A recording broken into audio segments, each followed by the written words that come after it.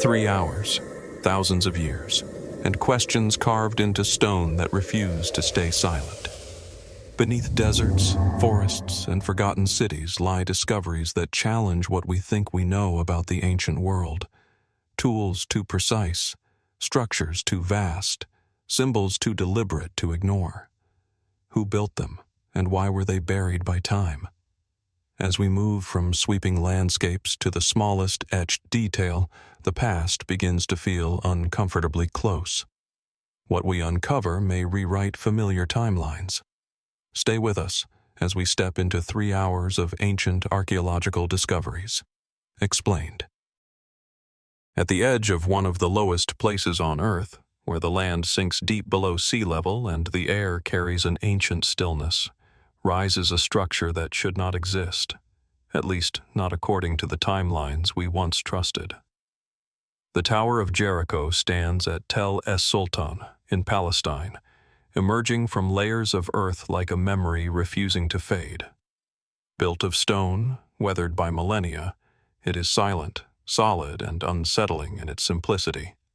This is not a monument of kings or empires. There are no inscriptions praising rulers, no carved reliefs of conquest. The tower predates writing, metallurgy, and even pottery. Archaeologists date it to around 8000 BCE, placing it in the pre-pottery Neolithic period, an era when humans were only beginning to settle, farm, and imagine permanence.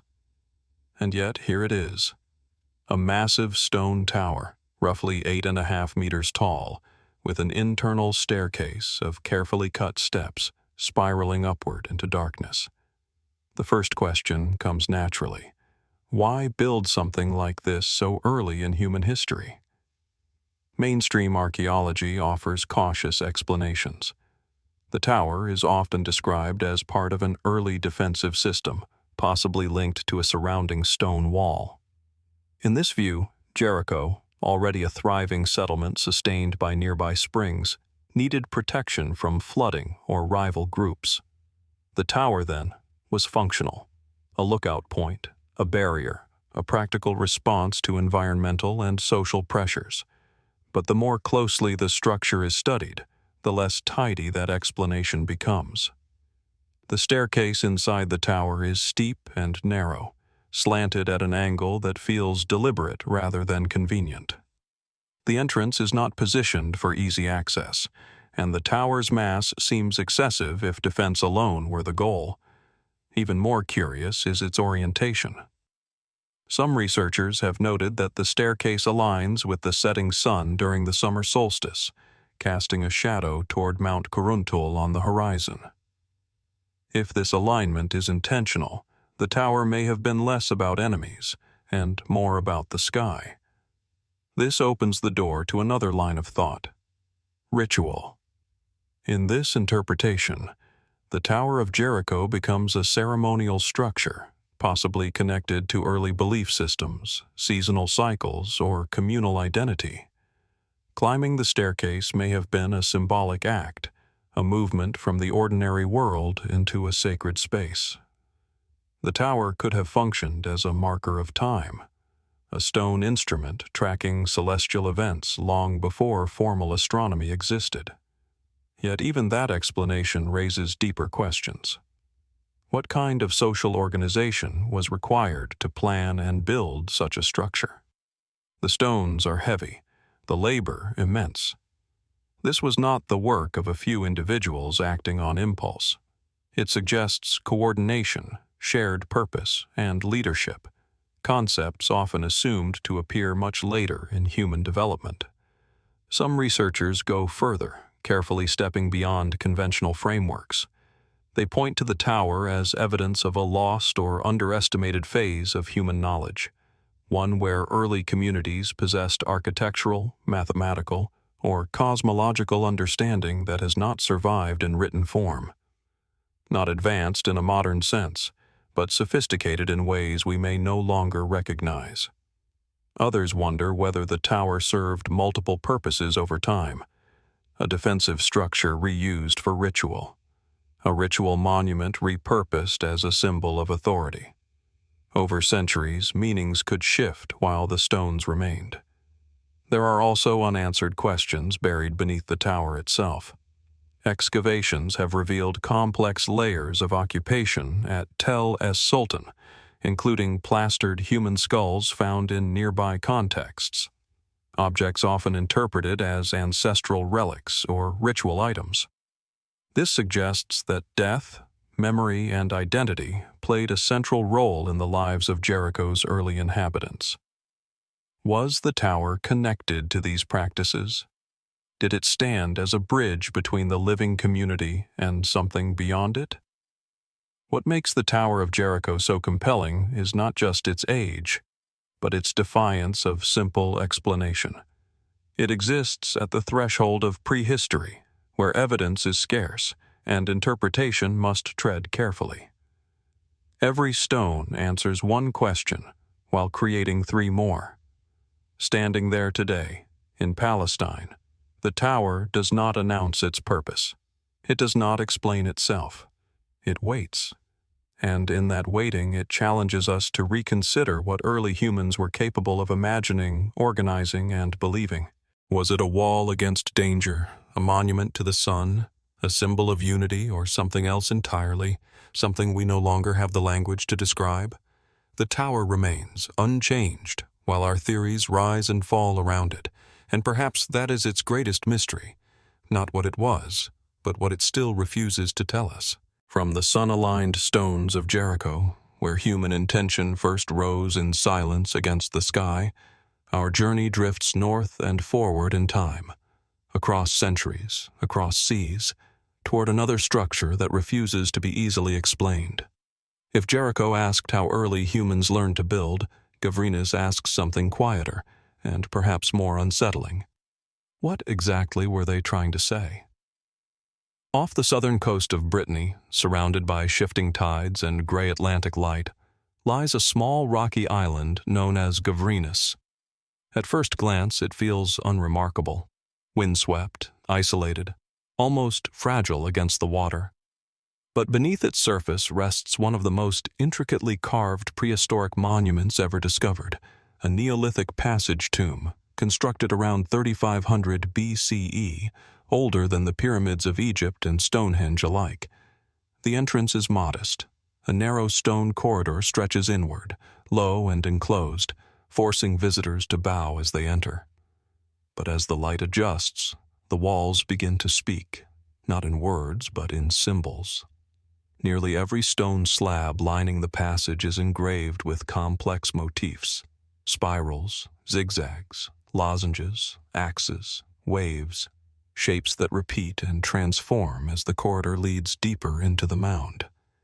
These carvings are not random. They are deliberate, precise, and astonishingly consistent. Mainstream archaeology identifies Gavrinis as a burial monument, part of a broader megalithic tradition found across Atlantic Europe. Human remains were once placed in its central chamber, suggesting a ritual connection to death, ancestry, and remembrance. The carvings in this view may represent symbolic language, markers of identity, status, or belief systems shared by Neolithic communities. Yet the density and execution of the engravings complicate that explanation. Some stones appear to have been carved long before they were placed inside the tomb. Others may have been repurposed from earlier monuments, broken and reshaped, their original meanings partially erased or hidden. One ceiling slab, now overhead, has been identified as part of a much larger standing stone, possibly once part of a separate ceremonial site.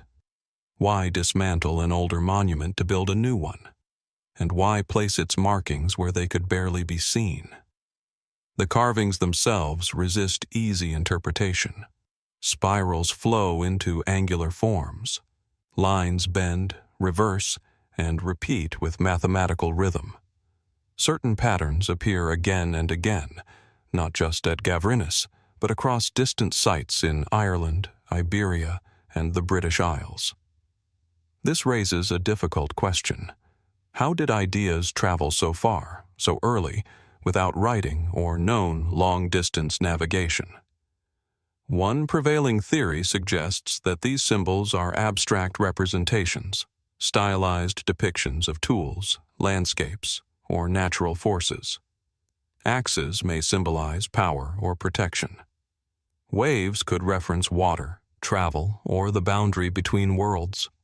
Spirals might represent cycles, life and death, seasons, time itself. But others wonder if the carvings functioned less as symbols and more as experiences. When torchlight flickers along the passage walls, the engravings appear to move. Shadows animate the lines. Patterns emerge, disappear, then reform. In this view, Gavrinis was not meant to be read like a message, but felt. A controlled sensory environment designed to alter perception during ritual movement into the chamber. Then there is the question of sound. Recent acoustic studies suggest that the stone passage and chamber amplify low-frequency vibrations. A voice, a chant, even footsteps can resonate in unexpected ways. Could Gavrinis have been engineered not only for sight, but for sound? A place where geometry, carving, and acoustics merged into a single ritual technology? More speculative interpretations go further still. Some researchers have proposed that the carvings encode astronomical knowledge, patterns linked to lunar cycles, solstices, or celestial events. Others see maps, counting systems, or even proto-writing, an early attempt to record information in durable form, long before alphabets existed. None of these ideas are universally accepted. Each explains part of the monument, but never all of it. What makes Gavrinis particularly enigmatic is the skill required to create it. The stones are massive, the carvings deep and controlled, executed with stone tools alone. The labor investment is immense. This was not decoration for decoration's sake. It required planning, shared meaning, and a level of abstract thinking that challenges older assumptions about Neolithic societies. And then there is the intentional concealment. Once the tomb was completed, it was sealed. The carvings were hidden in darkness, inaccessible to the living world. If the symbols were meant to communicate, who was the intended audience? The dead? The ancestors? The land itself? Standing inside Gavrinis today, one feels a strange inversion of time. The carvings look modern, almost familiar, yet their creators are separated from us by over 5,000 years. We can measure the stones, date the mound, catalog the symbols, but meaning remains just out of reach.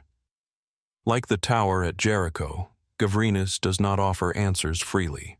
It presents evidence, patterns, and possibilities, then withdraws. Was it a sacred archive, a ceremonial machine, a memory palace for a vanished worldview? Or something more subtle, something we no longer know how to recognize? As the tide rises around the island and the light fades from the passage walls, the engravings return to darkness unchanged, and we are left with the same quiet uncertainty.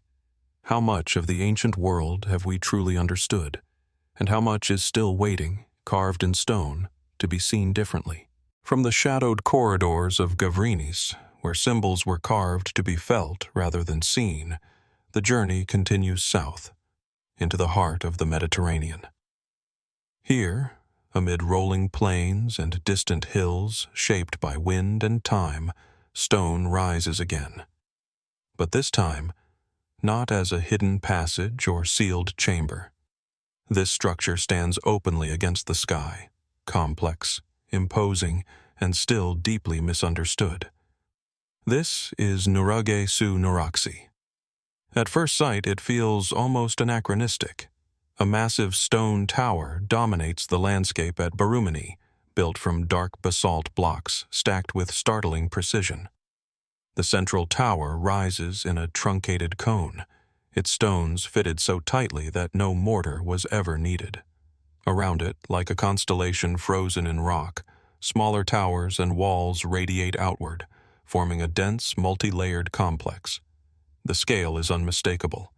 This was not a temporary shelter. it was meant to endure. Dating back to around 1500 BCE during the Bronze Age, Nuraghe Su Nuraxi is the most elaborate example of a nuraghe, a type of megalithic structure found only on the island of Sardinia. More than 7,000 of these towers are scattered across the island, varying in size and complexity. Yet Su Nuraxi stands apart, not just for its preservation, but for the ambition of its design. Mainstream archaeology offers a framework of explanations. Nuraghe are often described as defensive structures, fortresses built by the Nuragic civilization to control territory, protect communities, or serve as strongholds in times of conflict.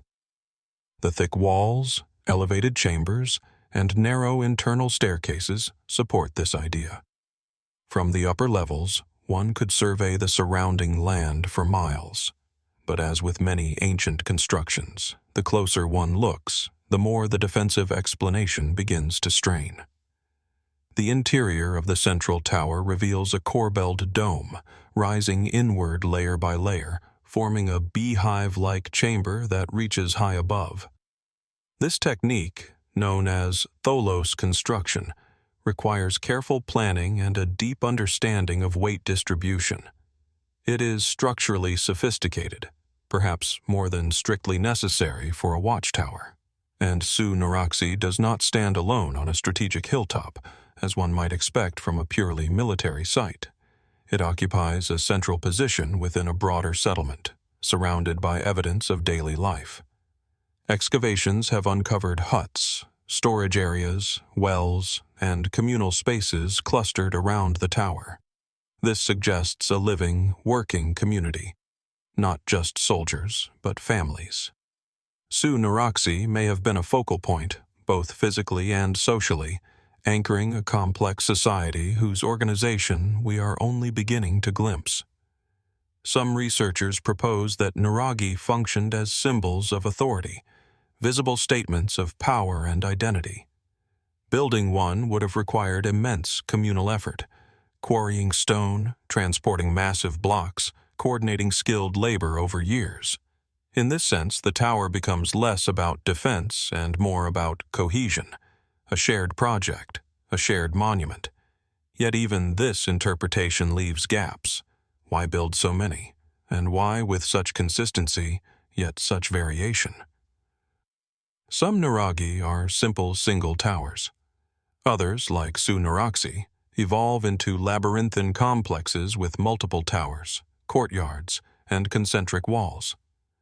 This suggests adaptation over generations, an architecture that grew with the community itself. Then there is the matter of water.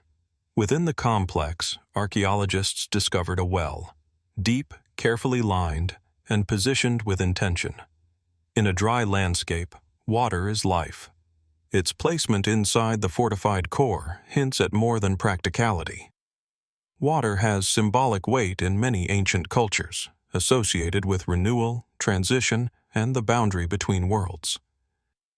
Could Su Nuraxi have served not only as a place of residence or defense, but as a ritual center? Some have suggested astronomical connections. While not as overt as other prehistoric sites, certain alignments and sightlines raise questions. Were the towers positioned with celestial events in mind? Did their height and orientation hold seasonal or ceremonial significance? The evidence is inconclusive, but the questions persist. More speculative theories drift further from consensus. A few researchers have compared the Nuraghe to similar corbelled structures found across the Mediterranean, wondering whether they reflect a shared architectural language or a shared origin. Others have asked whether the towers served as markers in a wider network, signaling routes, alliances, or boundaries across the island. And then there is the enduring mystery of the Nuragic people themselves. They left no written records. Their voices do not survive in texts or inscriptions. What we know comes from stone, pottery, tools, and the impressions left in soil. Roman authors later described Sardinia as a land of formidable towers and resilient inhabitants, but by then, the original purpose of the Nuraghe may already have been forgotten. Standing within Su Nuraxi today, one senses both clarity and absence. The stones are solid, the space is defined, the craftsmanship undeniable. And yet, meaning slips away. Was this a fortress that became a village? A village centered on a sacred tower?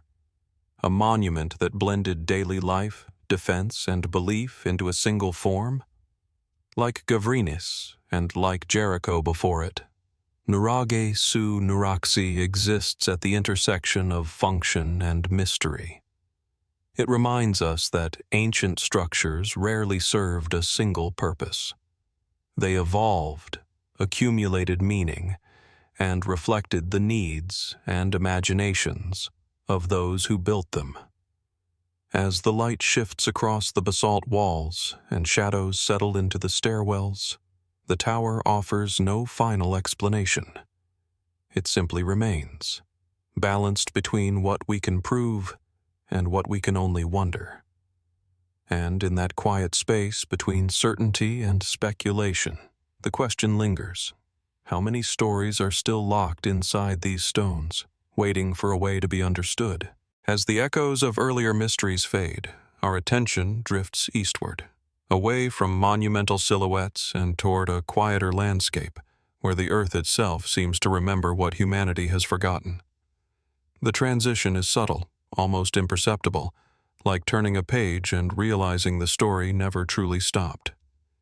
It simply moved underground. Rising from the arid plains near modern-day Kashan, Tepe Sialk appears at first glance to be unassuming. Two low mounds of earth shaped by time, wind, and silence. No towering columns announce its presence. No polished stone dazzles the eye. Yet beneath this weathered surface lies one of the oldest known centers of settled life, a place where stone, soil, and human intention fused thousands of years before written history began. The site is divided into two main mounds, known today as the North and South Tepes. Together, they form a layered archive of human activity stretching back more than 7,000 years.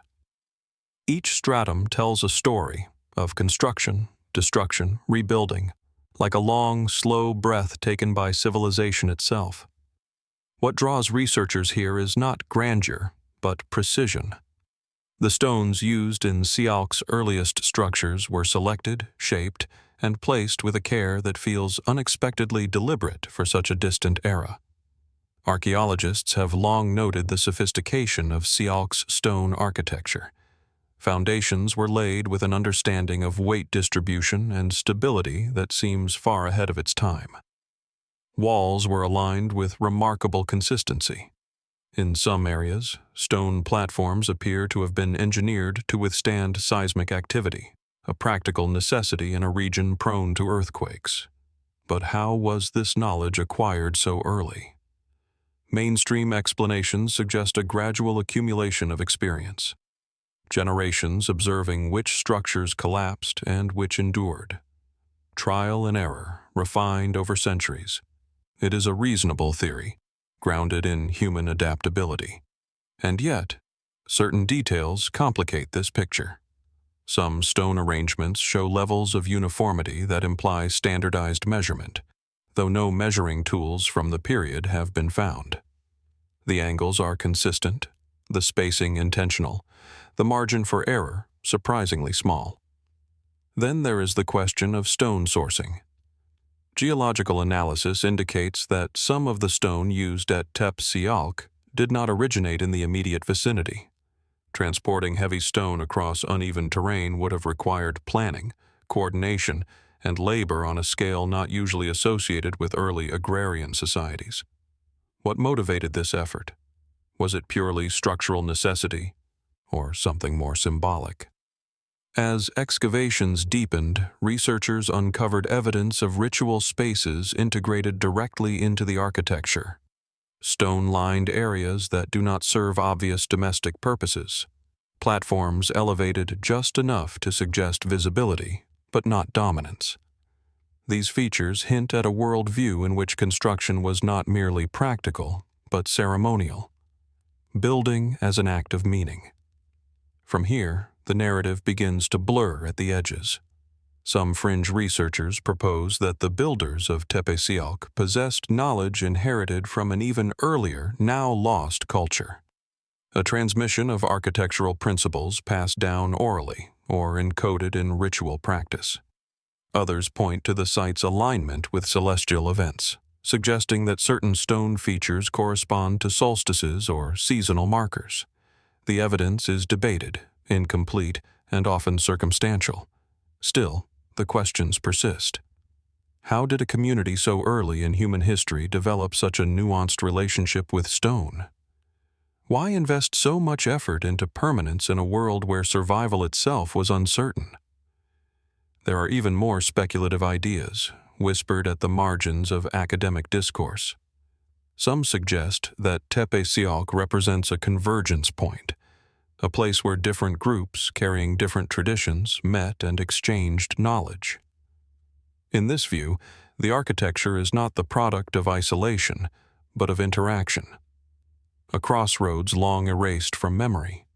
Others look at the sudden shifts in building style between layers, periods where techniques appear, disappear, and then re-emerge generations later. Was this the result of migration, cultural disruption, or knowledge deliberately concealed, reserved for a select few? Importantly, none of these theories can be proven, nor can they be easily dismissed.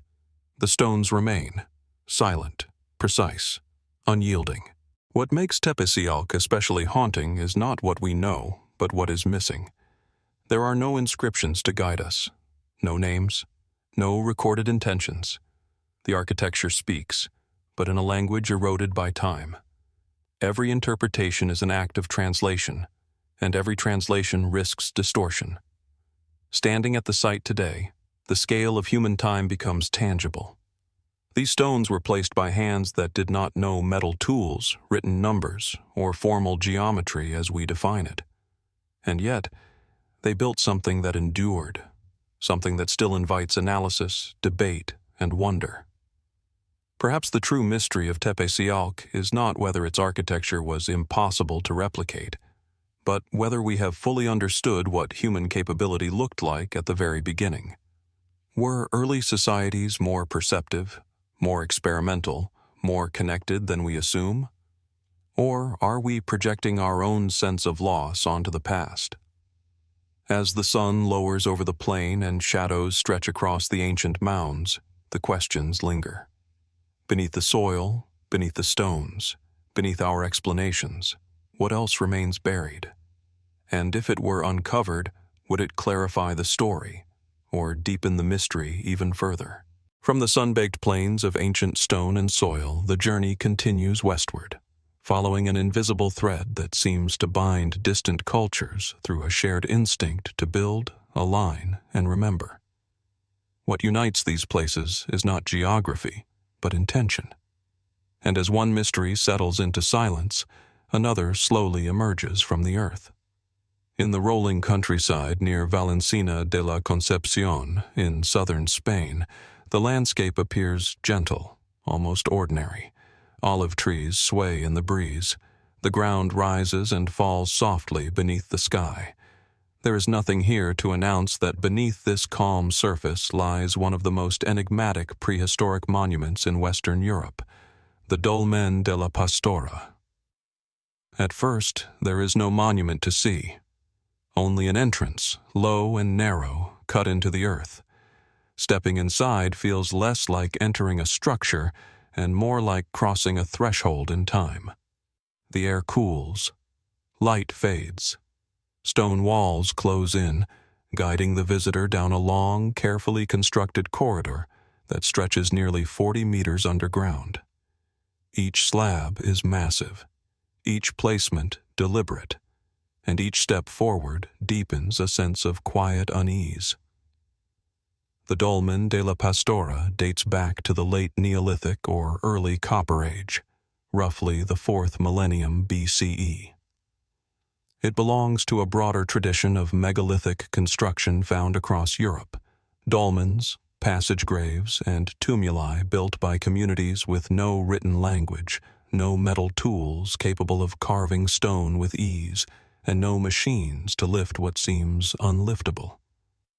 And yet, here it is. Mainstream archaeology offers a familiar explanation. The dolmen is thought to have served as a collective burial site, a ceremonial space honoring the dead and reinforcing social cohesion among the living. The long corridor, researchers suggest, symbolized a journey, perhaps from the world of the living to the realm of ancestors. The chamber at the end, circular and enclosed, may have been a focal point for ritual activity. These interpretations are supported by evidence found in similar structures: human remains, grave goods, pottery fragments. But Dolmen de la Pastora complicates the narrative. Unlike many passage graves, its corridor is unusually long and precisely oriented. It does not align with the rising sun, as so many Neolithic monuments do.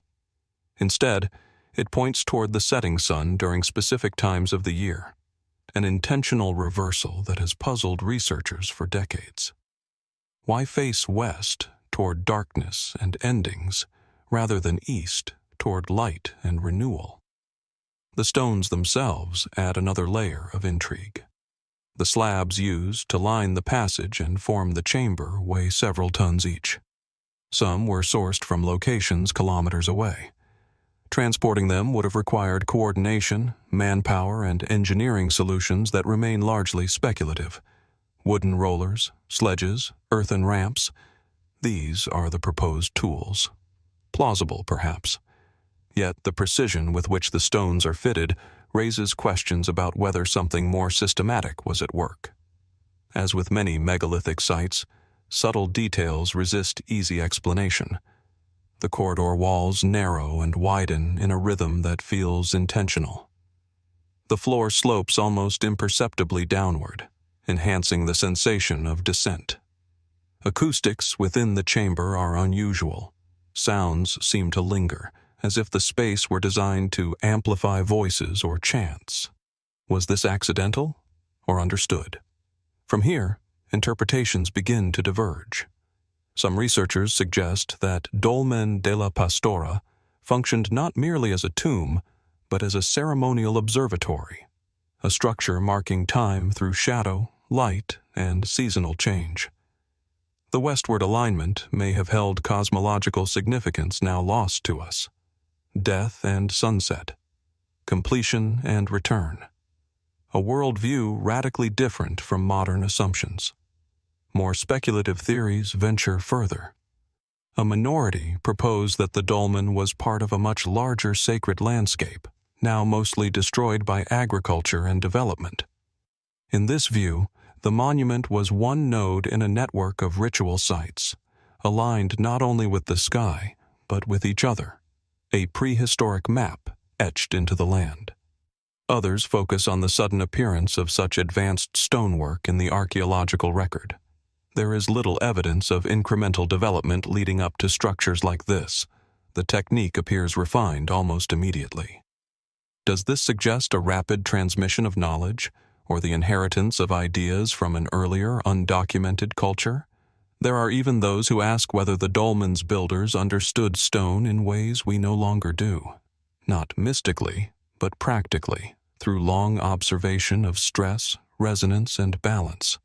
Knowledge gained not from theory, but from intimate generational contact with material and place. What is striking is how little certainty remains. The Dolmen de la Pastora has been studied, mapped, measured, and yet it continues to resist closure. Each answer opens another question. Each explanation feels partial. Standing within the chamber today, surrounded by stone that has held its position for over 5,000 years, time feels compressed. The modern world recedes. The builders feel close, not as individuals, but as intent, as presence. They chose this place. They chose this direction. They chose to bury, or build, deep within the earth, out of sight, beyond daily life. Why? Perhaps the dolmen was never meant to be fully understood by those outside its culture. Perhaps mystery was part of its purpose. Or perhaps we are missing something fundamental, something so obvious to its creators that it never needed to be explained. As we step back into the light, leaving the passage behind, the structure disappears once more into the landscape. Grass grows, wind passes, and beneath it all the stones remain, holding their alignment, their silence, their unanswered questions. What exactly were they meant to mark? And if we could stand here on the day it was completed, would the meaning become clear, or would it still feel just beyond reach? As the shadowed corridor of Dolmen de la Pastora recedes behind us, the journey does not end. It shifts. The focus moves northward, across land shaped by water and time, where stone once again emerges not as ruin, but as intention. Here the mystery is no longer hidden beneath the earth. It stands open to the sky, exposed, enduring, and quietly defiant. On a gentle rise overlooking the rolling countryside of South Wales, the Tinkinswood burial chamber rests in plain view. Sheep graze nearby. The air carries the scent of grass and salt from the distant sea.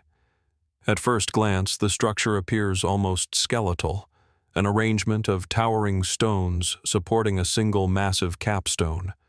There are no walls, no enclosing mound to soften its outline. What remains is the core, the bones of a monument. The capstone alone weighs an estimated 40 tons. It balances improbably on upright stones beneath it, creating a low chamber open on one side, as if inviting entry. The scale is immediately disorienting. This was built more than 6,000 years ago, during the Neolithic period, long before metal tools, long before the wheel was widely used in Britain. And yet, the stone rests here, stable, unmoved by centuries of wind, rain, and human curiosity. Archaeologists classify Tinkinswood as a long barrow burial chamber, once covered by an earthen mound that has since eroded away. Excavations carried out in the early 20th century revealed human remains inside, bones of dozens of individuals carefully placed over time. This supports the prevailing interpretation. Tinkinswood was a communal burial site, a space where the living returned again and again to honor the dead. But even within this framework, questions arise. The construction itself challenges assumptions about early Neolithic societies. The stones used were quarried locally, but extracting, transporting, and lifting blocks of this size would have required precise coordination. Wooden rollers, ropes made from plant fibers, earthen ramps. These are the tools often proposed. Reasonable, perhaps. Yet no direct evidence of such systems has survived. What remains is the result, not the method. The placement of the capstone is particularly perplexing. Its weight is distributed with remarkable balance across the supporting stones. A slight miscalculation could have caused collapse during construction or centuries later, and yet it holds. Was this the product of repeated trial and error? Or did the builders possess an intuitive understanding of stone mechanics that we have underestimated? Then there is the chamber's orientation. The entrance faces roughly toward the southeast, aligned with the rising sun during certain times of the year. This alignment mirrors patterns seen across Neolithic Europe, where monuments often appear linked to solar cycles. Mainstream explanations suggest symbolism, rebirth, renewal, the return of light, a fitting metaphor for a burial site. Still, the repetition of these alignments across vast distances invites deeper inquiry. How did separate communities, spread across landscapes with limited contact, arrive at similar architectural choices? Was this convergence purely coincidental, or evidence of shared knowledge moving quietly along ancient routes? Local folklore adds another layer. For generations, stories have circulated about Tinkinswood. It is said that anyone who spends a night beneath the capstone may awaken transformed, or not awaken at all. Such tales are easily dismissed as superstition, born from the monument's imposing presence. And yet, folklore often lingers where meaning has faded, preserving emotional truth even when factual clarity is lost. From here, interpretations begin to widen. Some researchers suggest that Tinkinswood was not simply a burial chamber, but a place of ongoing ritual, a site where the boundary between life and death was intentionally blurred. The repeated placement and rearrangement of bones hints at ceremonies involving ancestors, not just interment. In this view, the monument was active, not static, a space of return. More speculative perspectives question whether burial was its primary purpose at all. They point to the acoustics beneath the capstone, where sound behaves unexpectedly. Voices resonate. Low tones seem to linger. Was this chamber designed to be heard as much as seen? Could sound have played a role in ritual practices now lost to time? Others look beyond function and focus on endurance. Structures like Tinkinswood were built to last, in an era where daily survival was uncertain. Why invest so much energy into permanence? What belief system demanded stone over soil, weight over convenience? There is also the broader context. Tinkinswood is not isolated. It exists within a landscape dotted with other Neolithic monuments, standing stones, enclosures, earthworks, suggesting deliberate placement within a ritual geography. The chamber may have been one point in a network, its meaning amplified by what once surrounded it. Yet much of that landscape is gone. Fields have been plowed, stones repurposed, lines broken. What we see now may be only a fragment of a larger design. Standing beneath the capstone today, the scale becomes personal. The stone presses down visually, its mass undeniable, and yet it shelters. It creates space. It invites pause. The people who built this understood something about how humans respond to place, how weight and enclosure can inspire reverence without ornament. And still, the central question remains unresolved. Was Tinkinswood primarily a tomb, a temple, a calendar, a meeting point between worlds? Or was it all of these at once, woven together in a way modern categories fail to capture? The chamber offers no answers. It does not explain itself. It simply remains, open to the sky, anchored to the earth, carrying forward the intentions of people whose voices are long gone. As clouds drift overhead and light shifts across the stone, one can't help but wonder how much of its meaning has been lost and how much is still present, waiting, not to be solved, but to be noticed.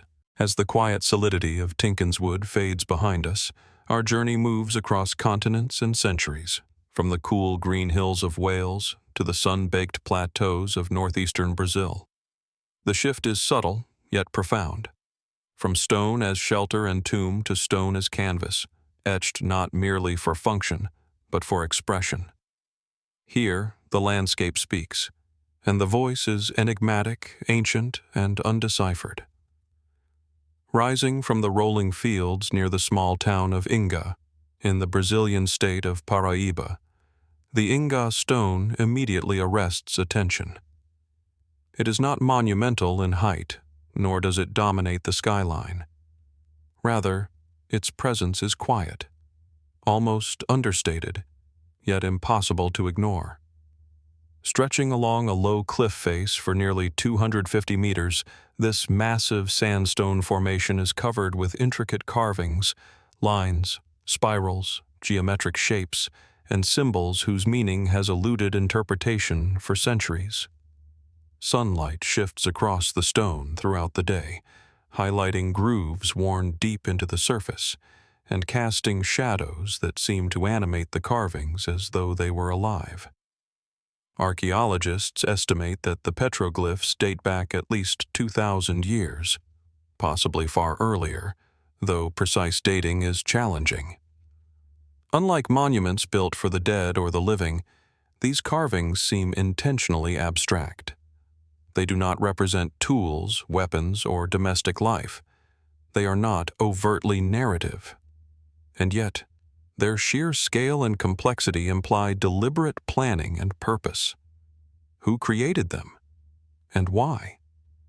Mainstream research often frames the Ingá Stone as a ritual site or symbolic landscape used by pre-Columbian societies for spiritual purposes. The patterns may reflect celestial observation, mythological representation, or territorial markers. This explanation is reasonable, grounded in ethnographic studies and comparative archaeology. Across the Americas, early cultures frequently embedded meaning in stone. Yet the Ingá Stone pushes the boundaries of what is considered typical. The carvings do not merely decorate, they confound. No known language or symbolic system corresponds directly to these markings. Their logic, if any, is hidden beneath layers of time. The technique itself is striking. The carvings are precise, often deep enough to survive centuries of erosion.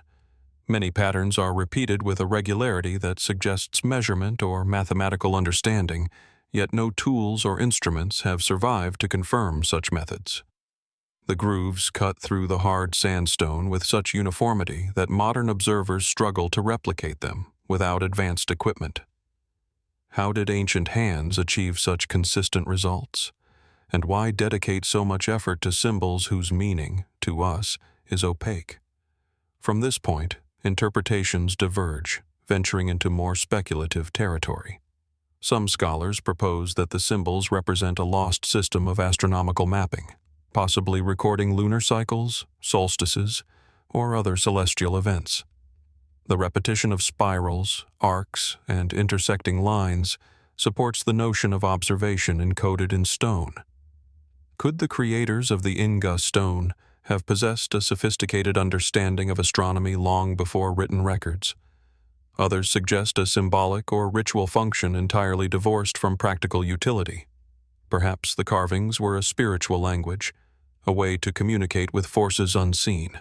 In this view, the stone served not to inform the living, but to mediate between worlds, to mark time, memory, and existence in ways we cannot access. Even more fringe theories arise at the margins of discourse. Some have speculated that the carvings encode knowledge transmitted from an advanced, unknown civilization. Others see in the petroglyphs a form of proto-writing, hinting at a system lost to history.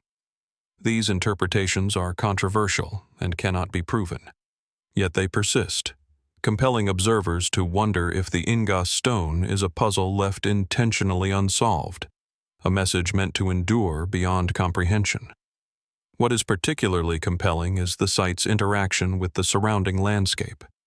The cliff faces slope toward the nearby Ingá River, and water appears to have been integral to the site's design or use. Rainwater collects in depressions, pooling around carvings in ways that suggest careful planning. Could these patterns have been ceremonial, enhanced by natural elements?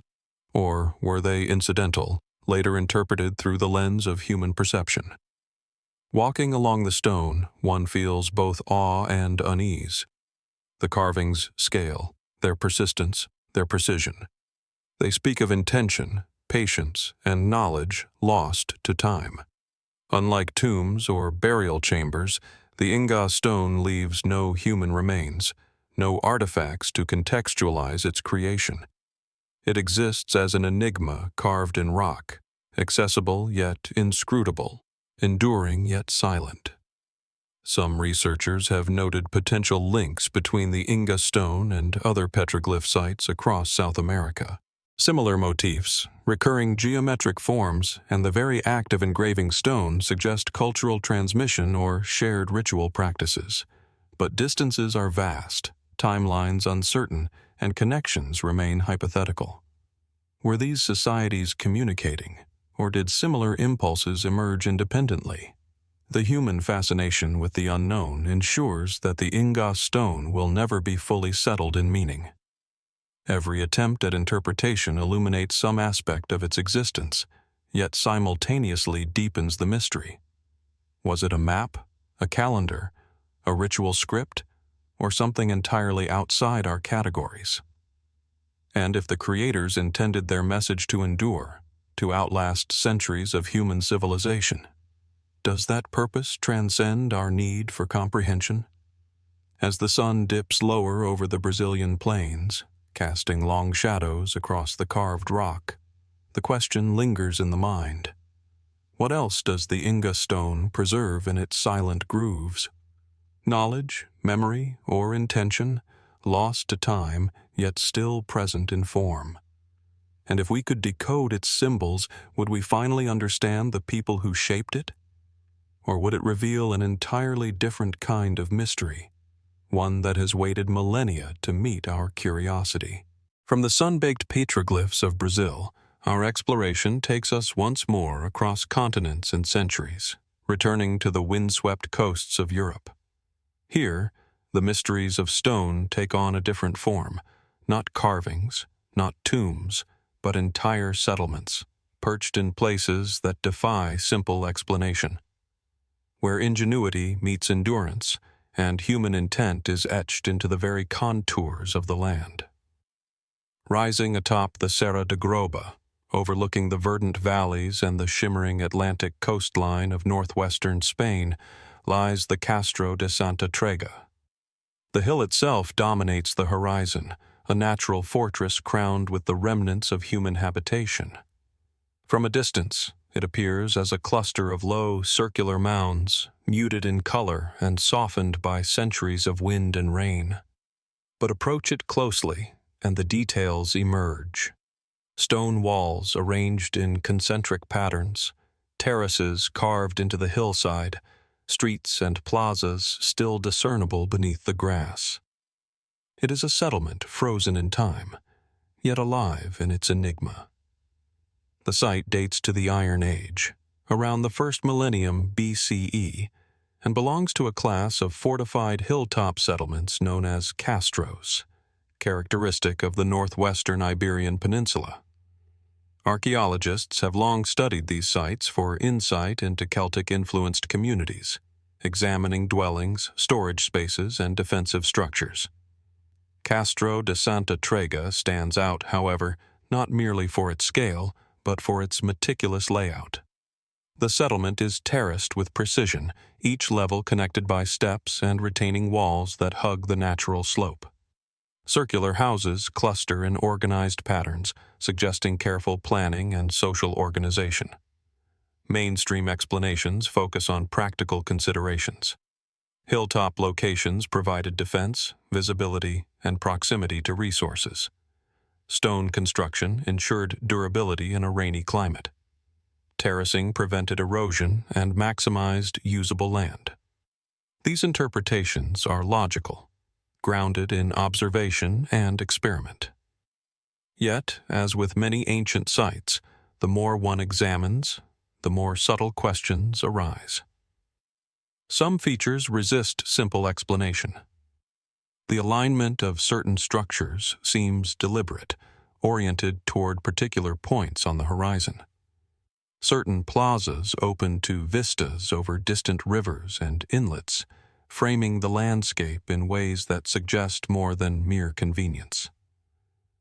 Did these orientations carry symbolic meaning, perhaps related to celestial events, seasonal cycles, or ancestral reverence? Or were they practical considerations, cleverly disguised as ritual intent? The construction itself also provokes wonder. The stone walls, often dry-laid without mortar, fit together with remarkable precision. The terraces hold not only the weight of the houses above, but resist centuries of shifting soil, rainfall, and seismic activity. Modern engineers marvel at the technique, noting that even today, replicating such stability on a hillside is no simple task. Did the builders rely solely on trial and error, or did they inherit knowledge passed down through generations, refined over centuries of experimentation? Within the settlement, circular dwellings are consistent in form, yet vary subtly in size and orientation.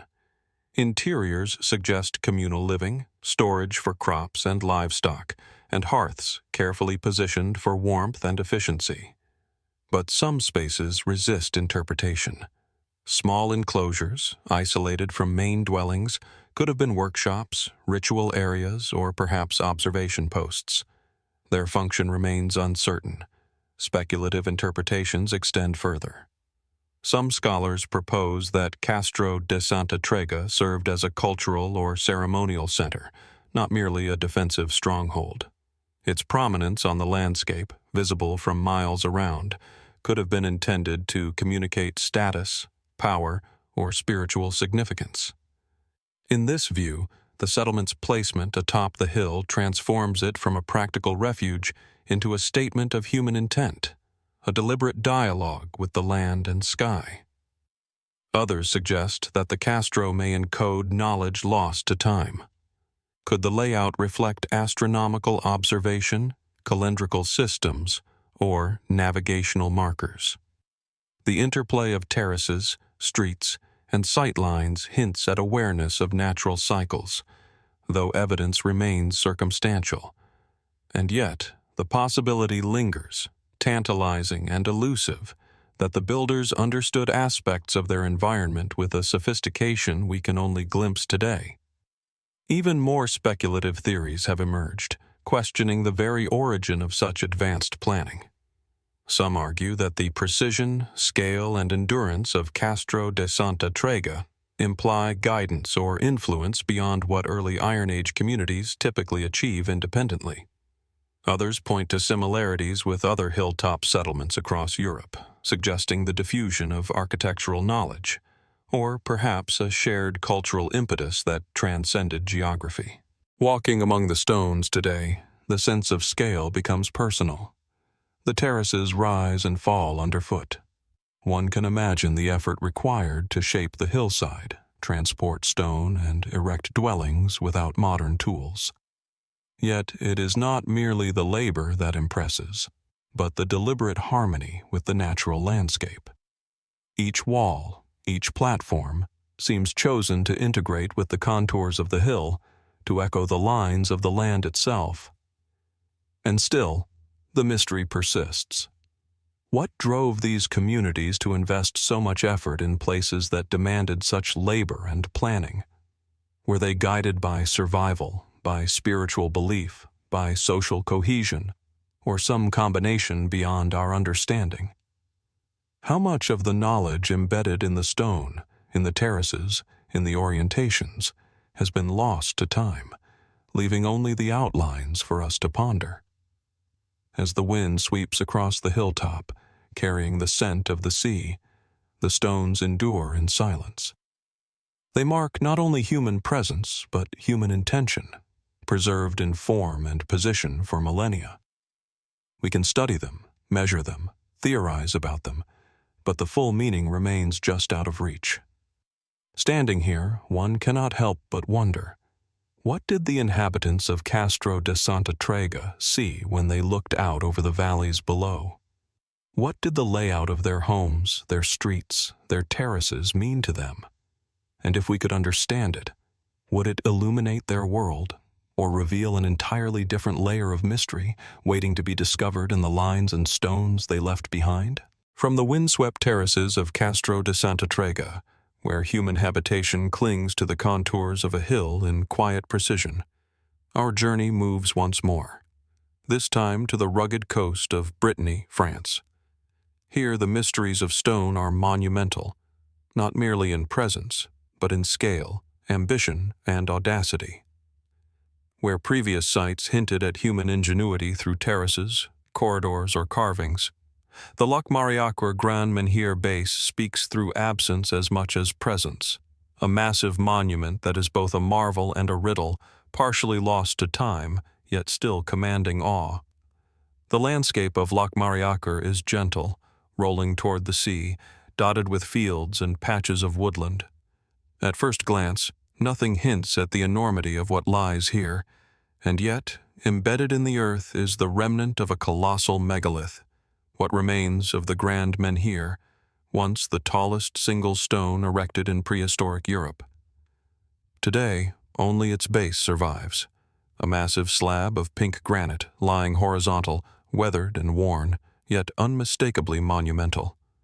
Its surface, smooth in places, marked by faint grooves and subtle depressions, hints at labor and intention that defy simple understanding.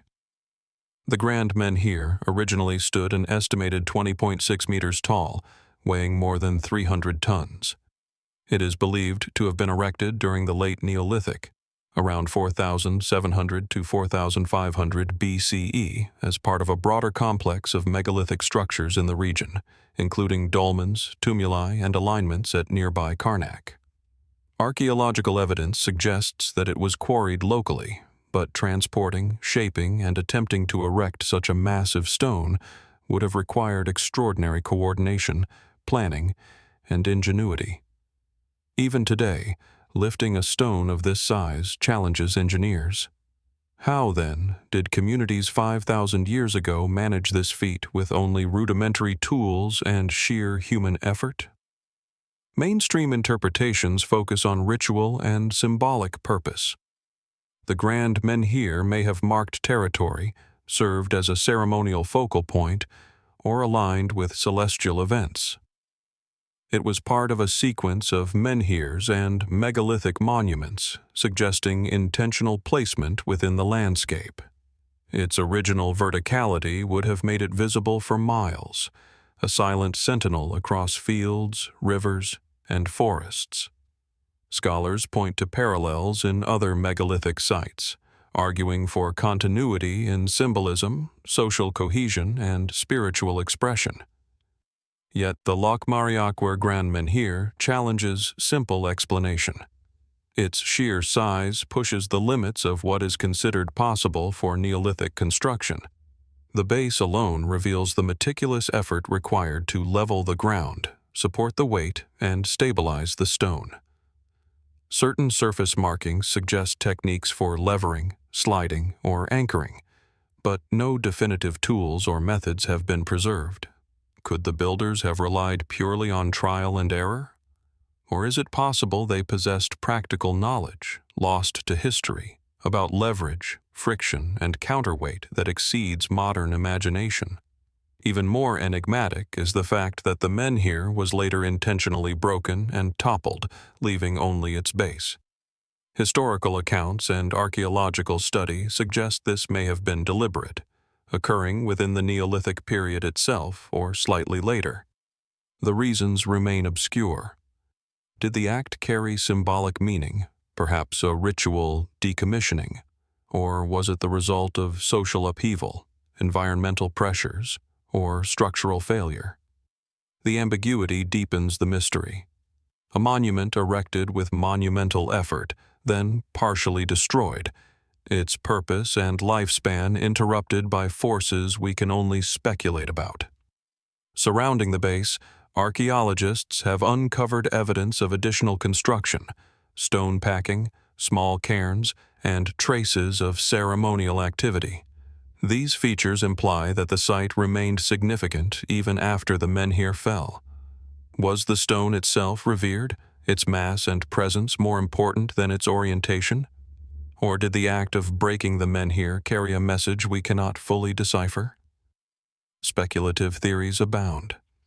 Some researchers suggest that the menhir functioned as a kind of prehistoric astronomical instrument, a marker for solstices or lunar cycles, its immense height designed to cast long shadows or signal the passage of time.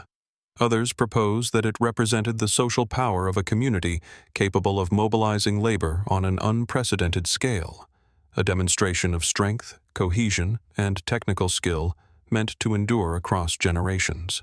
More fringe ideas have been proposed, often focusing on the sheer impossibility of erecting such a stone with known Neolithic technology. Could external guidance, lost techniques, or a now vanished understanding of mechanical principles have been involved? Did the menhir hold encoded knowledge, a message in scale, weight, and placement now rendered silent by time? These ideas cannot be proven, yet the questions persist, compelling observers to wonder if we are glimpsing a level of sophistication far beyond what we assume for prehistoric Europe. There is also the matter of context. The Grand Menhir was not an isolated feat. It was part of a dense network of megalithic activity across Brittany. Dolmens, alignments, and tumuli nearby suggest a sophisticated understanding of the landscape as a ritual canvas. Was the menhir's size intended to dominate physically, spiritually, or both? Did it serve as a focal point for gatherings, ceremonies, or cosmological observation? Or was it an anchor in a map of sacred space, linking monuments over kilometers of terrain? Standing at the base today, the scale is humbling. The stone dwarfs the human figure, even in its fallen state. The grooves and contours, worn by wind and rain, invite close inspection, hinting at the effort that went into its shaping. One can almost imagine the rhythm of labor, the coordinated teams hauling, levering, and steadying a massive monolith, the community working in synchrony, driven by purpose now obscured by millennia. And yet, it is the unknown that dominates. We can measure, map, and theorize, but the full intent of the Grand Menhir remains inaccessible. Was it a symbol, a tool, a territorial marker, a celestial calendar, or all of these at once? Did the act of toppling carry meaning lost to us, or was it purely practical, a casualty of human or environmental forces? As the Atlantic wind sweeps across the fields surrounding Locmariaquer, the monument persists, silent yet monumental, its base bearing witness to human ambition, skill, and curiosity. It raises the question not only of how it was built, but why, and what knowledge, now obscured, it may once have carried. And so we are left with an enduring enigma, the Grand Menhir, broken yet imposing, a testament to human determination and mystery. How much of its story lies in the stone itself, and how much in the minds of those who labored to raise it? And if we could uncover the methods, intentions, and knowledge behind its erection, would the answers satisfy our curiosity or reveal a puzzle even deeper than we imagined? From the wind-swept fields of Brittany, where the fallen grandeur of the Locmariaquer Grand Menhir base testifies to human ambition and ingenuity, our journey continues southward, tracing a path through landscapes shaped by both nature and memory. Here we encounter another enigma, this time perched high on a mountain, where stone and sky meet in silent defiance of time. The Abuli Fortress, in the rugged heart of Georgia. Unlike the fallen monoliths of France, Abuli speaks not through a single monumental stone, but through the careful arrangement of walls, terraces, and terraces of rock, a fortress both commanding and mysterious. The approach to Abuli is slow, deliberate. From the valley below, the mountain rises like a darkened spine against the horizon, its summit shrouded intermittently by mist and cloud. As one ascends the winding paths, the scale of human effort becomes apparent. Terraces carved into steep slopes, retaining walls built of irregular volcanic rock, and stone foundations that cling to the mountainside hint at labor sustained over generations. There is no formal entrance, no grand gateway. Instead, the settlement emerges gradually, revealing itself in stages as terraces, enclosures, and walls unfold along the ridge. Abuli Fortress is dated to the early Bronze Age, approximately 3000 to 2000 BCE. Archaeologists classify it as a Cyclopean fortress, notable for massive, dry-laid stone walls built without mortar, some of which remain remarkably intact despite millennia of weathering. The construction techniques suggest both practical ingenuity and social organization capable of mobilizing large groups of workers over challenging terrain. The walls follow the contours of the mountain, wrapping around terraces in a seemingly intuitive yet deliberate pattern. How did these ancient builders, without written plans or modern surveying tools, determine such precise layouts? Mainstream scholarship suggests practical explanations. The fortress provided defense. Its elevation offered a vantage point across the surrounding valleys, while the walls and terraces created barriers against potential invaders. The interior terraces supported dwellings, storage spaces, and communal areas, while the slopes allowed for drainage and erosion control. The site appears to reflect both survival strategy and social cohesion, a community adapting ingeniously to a harsh environment. Yet Abuli is more than a practical settlement. Its location, far from fertile lowlands, demands scrutiny. Why invest immense effort in building here, when resources were scarcer and conditions more extreme? Was this a purely defensive choice, or did the mountain hold spiritual, symbolic, or cultural significance? Theories abound, and each invites us to consider possibilities beyond the immediately practical. One intriguing element is the irregular yet deliberate arrangement of walls and terraces. Unlike many contemporaneous settlements, the fortress does not follow a simple geometric pattern. Instead, terraces curve, angles shift, and spaces between enclosures vary in ways that suggest both adaptation to the terrain and intentional design.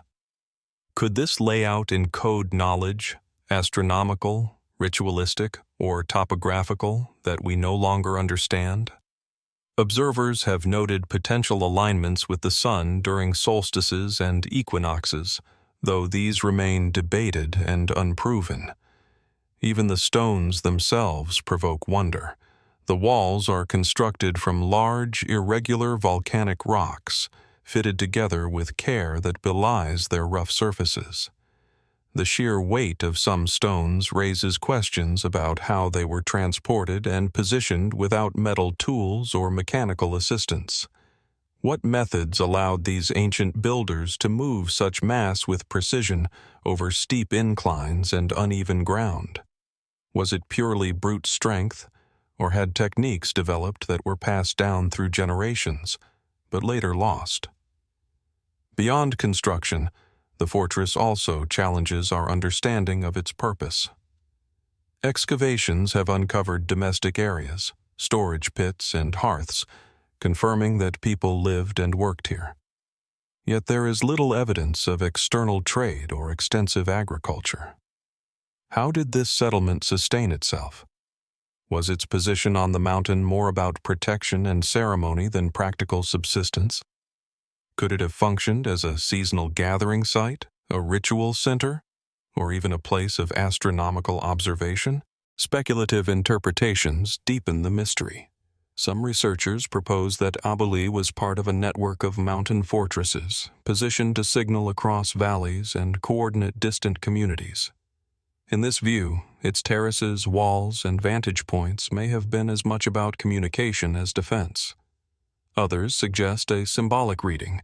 The fortress may have embodied cosmological or spiritual principles, with the terraces representing the layering of worlds, or the walls echoing celestial forms.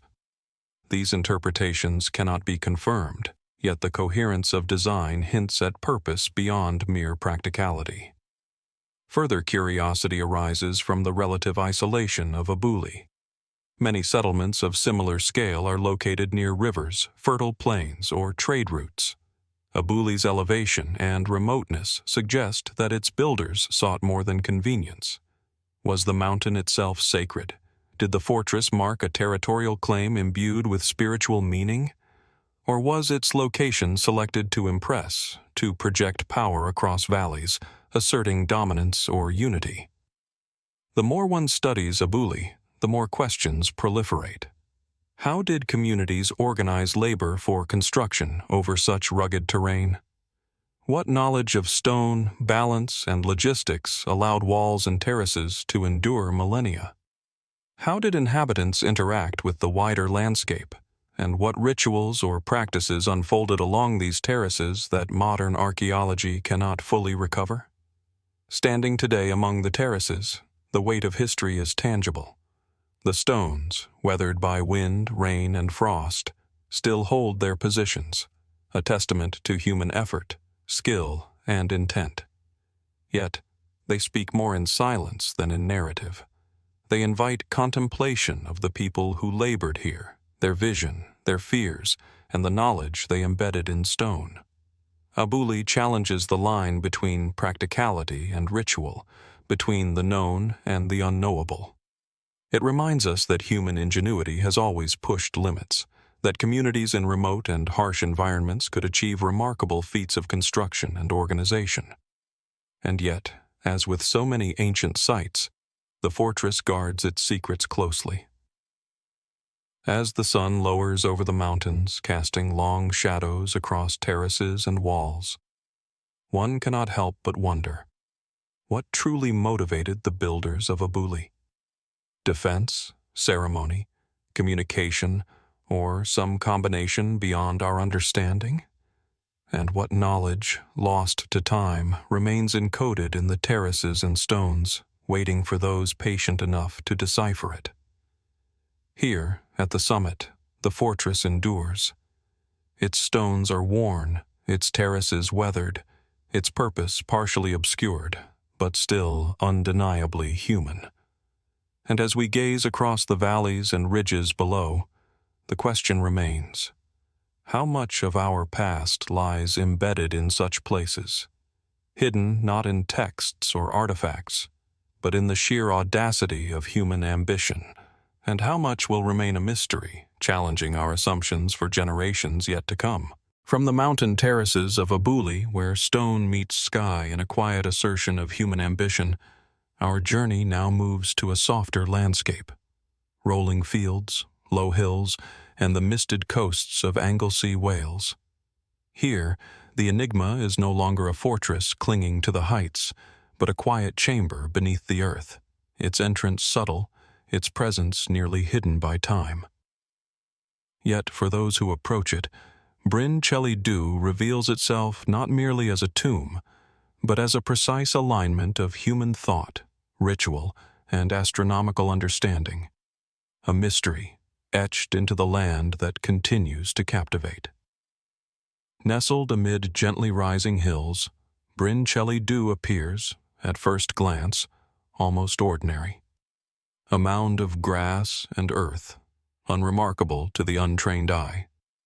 But a closer look reveals a passageway, narrow and deliberate, cut into the center of the mound. Stepping inside is like entering another realm. The air cools, the sounds of the modern world fade, and the faint curve of stone walls guides one deeper into history. The chamber is small, intimate, and surprisingly precise, each slab of local stone carefully placed to create a corridor that leads to the heart of the mound. Archaeologists date Bryn Celli Ddu to the late Neolithic, approximately 3000 BCE.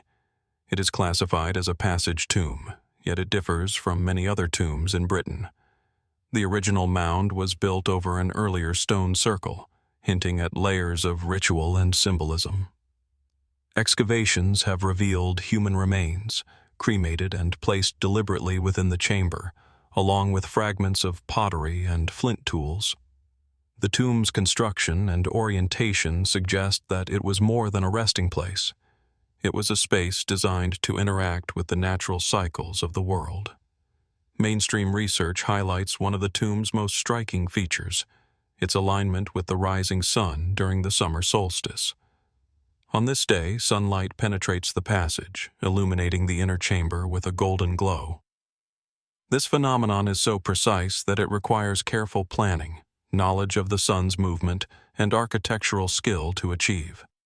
Many interpret this as a symbolic gesture, an acknowledgement of life, death, and renewal, linking the deceased within to the broader cycles of nature. But the question lingers, how did a community without written records or modern instruments achieve such precision? The chamber's construction itself is equally remarkable. Stones weighing several tons were quarried and positioned with a care that suggests both experience and intuition. The walls are aligned with subtle attention to slope, stability, and passageway geometry, ensuring the mound's endurance over millennia. How did these builders manage the logistics of quarrying, transporting, and placing massive stones with such accuracy? Did they rely on trial and error across generations? Or had they developed techniques now lost to history? Beyond the mainstream, Bryn Celli Ddu has invited a range of speculative theories. Some researchers propose that the tomb functioned as a ceremonial calendar, its orientation marking seasonal transitions for agricultural or ritual purposes.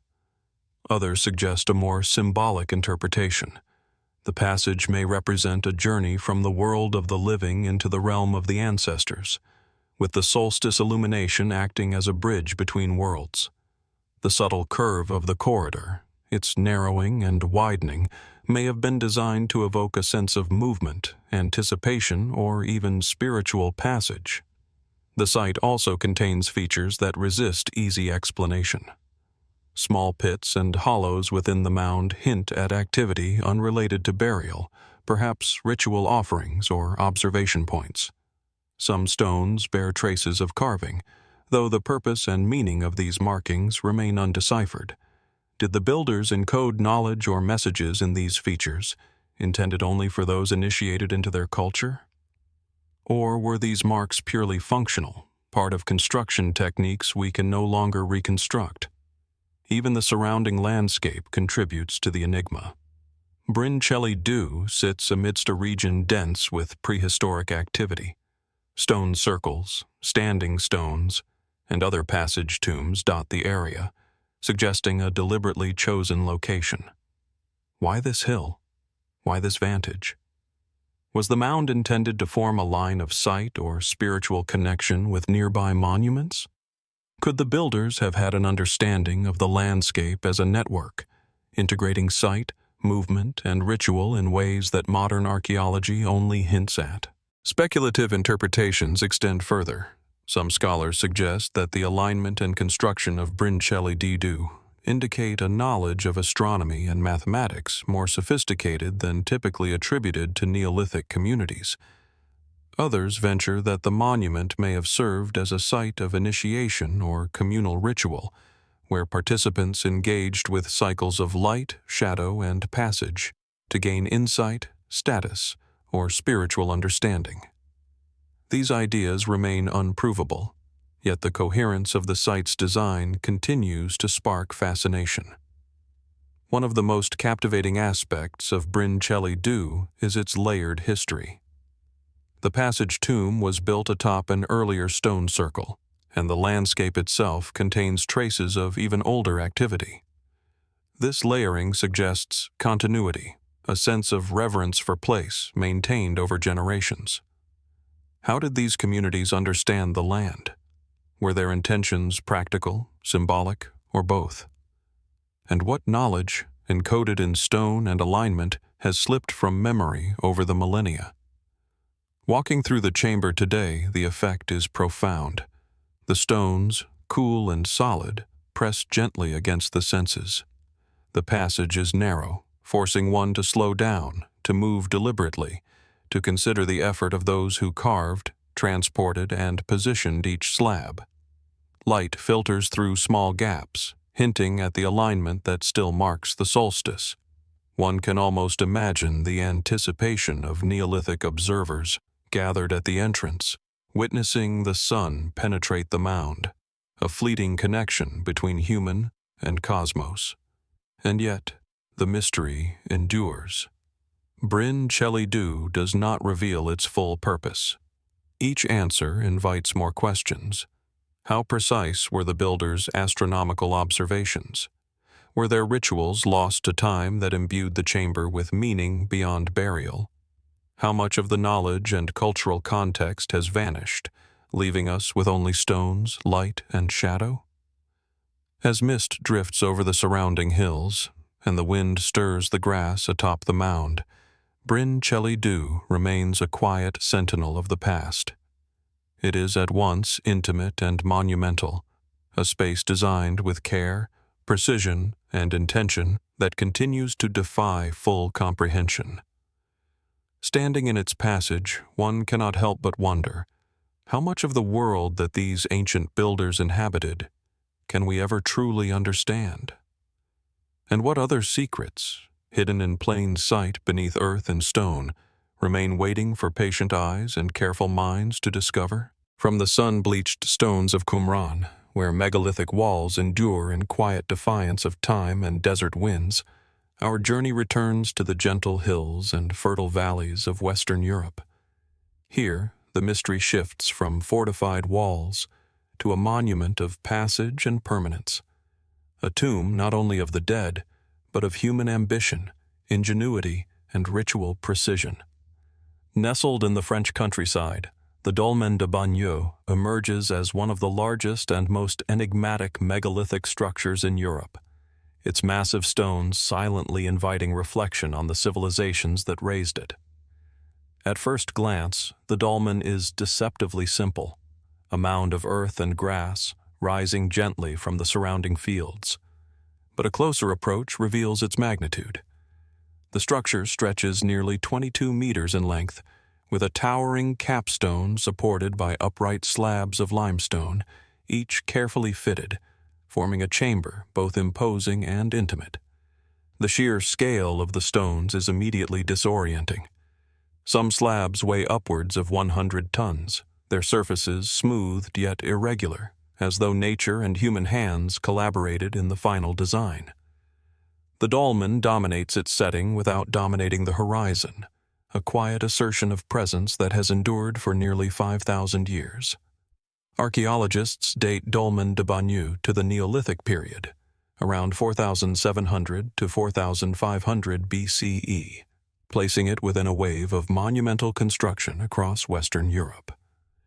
Excavations have revealed traces of human remains, pottery fragments, and ritual deposits, confirming its role as a communal burial site. But unlike many tombs, the dolmen's size and design suggest ambitions beyond mere interment. The alignment of the chamber, the scale of the stones, and the meticulous effort required to transport and assemble them all hint at knowledge and organization that challenge modern assumptions about Neolithic societies. Mainstream explanations focus on the practical and ritualistic functions of the dolmen. Its large chamber provided a space to house multiple burials over generations, while the mound of earth surrounding the stones may have symbolized protection, permanence, or a connection to the earth. The arrangement of stones likely required careful planning, cooperative labor, and perhaps rudimentary surveying techniques. Yet, even within this logical framework, questions emerge. How did communities without metal tools, wheeled transport, or advanced machinery move and lift stones of such immense weight? How did they coordinate tasks across what must have been years, if not decades, of construction? The dolmen's design is particularly striking in its balance and symmetry. The capstone rests securely atop supporting slabs, some of which are set at precise angles to counterbalance the immense weight. The chamber beneath is surprisingly spacious, yet the arrangement suggests intentionality beyond functionality. Could the builders have possessed an intuitive understanding of mechanics and weight distribution that modern engineers still admire? Or was it the product of trial, error, and careful observation over generations? Speculative interpretations extend further. Some researchers suggest that the Dolmen de Bagneux may have served as more than a burial chamber, possibly as a site for celestial observation. The orientation of the structure aligns roughly with the rising sun at certain times of the year, suggesting that light and shadow may have been integral to the monument's purpose. Was this alignment meant to mark seasonal change, agricultural cycles, or perhaps the transition between life and death? The interplay of sunlight with stone offers fleeting glimpses of precision that would have required both planning and astronomical observation. Beyond practical and celestial purposes, the scale of Dolmen de Bagneux hints at social and symbolic significance. The effort required to move and erect these massive stones implies a society capable of organizing labor on a grand scale. Was the construction a demonstration of communal cohesion, social power, or spiritual devotion? And if so, what belief system inspired such dedication, and how much of it has been lost to time? The dolmen's endurance suggests that it was intended to last for generations, a permanent marker of human intent and ritual memory. Even the surrounding landscape invites speculation. The dolmen occupies a prominent yet accessible location, rising above the valley while remaining connected to nearby streams and pathways. Its visibility suggests a deliberate placement, perhaps to mark territory, assert identity, or create a sacred space within the natural environment. Could it have formed part of a broader network of megalithic sites across the region, aligned in ways now invisible but meaningful to those who constructed them? Some fringe theories explore the possibility that monuments like Dolmen de Bagneux encode knowledge or power beyond what archaeology can definitively demonstrate. The precision of the stonework, the alignment with natural features, and the sheer audacity of lifting such masses invite speculation about lost techniques, perhaps passed down through generations or shared across vast distances. Were these communities guided by knowledge that was practical, spiritual, or something entirely outside our understanding? Walking among the stones today, the scale of human effort becomes visceral. The capstone towers above, its weight both humbling and awe-inspiring. The chamber beneath invites contemplation, a space where light filters gently, casting shadows that shift with the sun. One can imagine the Neolithic builders, transporting slabs from distant quarries, shaping them with stone tools, assembling them with patience and care, and performing rituals within the chamber that have left no written record. And yet, Dolmen de Bagneux continues to resist full explanation. While the stones endure, their precise purpose, the methods of construction, and the intent behind every alignment remain partially hidden. Each answer seems to reveal new questions. How were these massive stones moved? Why was this location chosen? Did the builders intend for light to illuminate the chamber in precise ways? And what did these ancient people hope to communicate or preserve through the enduring monument of stone? As the afternoon sun falls across the grassy mound, highlighting every contour and crack, the dolmen exerts its quiet presence. It is at once a tomb and a testament, a marker of human ambition, knowledge, and ritual. Its mysteries invite reflection not only on the past, but on the capacity for ingenuity that transcends time. Standing here, one cannot help but wonder, what else lies hidden in the patterns of stone and earth, waiting for patient eyes to discern it? And how much of the knowledge, skill, and intent of those who built it remains beyond our grasp, preserved silently in the enduring weight of megalithic ambition? From the rolling fields of western France, where Dolmen de Bagneux rises as a testament to Neolithic ambition, our journey now moves northeast, tracing the winding flow of the Danube River into the Balkans. Here, the landscape changes once again. The river cuts deep gorges and broad floodplains, its waters shaping not only the earth but the lives of those who settled along its banks. It is along these fertile shores that one of Europe's most enigmatic and earliest settlements emerges, Lepenski Vir, a site where stone, water, and human imagination intersect in forms that defy simple explanation. Approaching Lepenski Vir today, the site appears modest at first glance. Low terraces and flattened areas along the riverside, framed by steep hills that rise from the floodplain. Yet closer inspection reveals a precision that is anything but accidental. The settlement, dating back to the Mesolithic period, around 9,500 to 6,000 BCE, contains a remarkable series of stone constructions, trapezoidal platforms, carefully laid floors, and aligned hearths, all built with an attention to form and orientation that continues to fascinate archaeologists. The stone layouts are not random. They occupy the landscape with a rhythm, a geometry, and a logic that seems to merge the practical with the symbolic. Lepenski Vir is most famous for its trapezoidal stone foundations on which the dwellings once rested. Each platform is subtly different, yet all share a consistent shape and proportion. The stones are fitted with care, their flat surfaces providing stability for timber and brush structures above. Some platforms are oriented toward the river, others toward prominent hills across the valley, suggesting intentional alignment. Could these placements reflect functional needs, drainage, light, wind, or a deeper understanding of spatial harmony, perhaps even early cosmological knowledge? Mainstream interpretations suggest that Lepenski Vir functioned as a permanent riverside settlement, supporting fishing, hunting, and foraging communities. The proximity to the Danube provided abundant resources, while the stone platforms allowed for durable, long-term habitation in an environment subject to flooding and seasonal variation. Evidence of sophisticated carpentry, tool-making, and communal planning supports the idea of a complex society capable of both innovation and social coordination. Yet even with these practical explanations, the site's peculiar geometry and arrangement raise profound questions. The trapezoidal shapes themselves are particularly striking. Why did Mesolithic builders favor this form?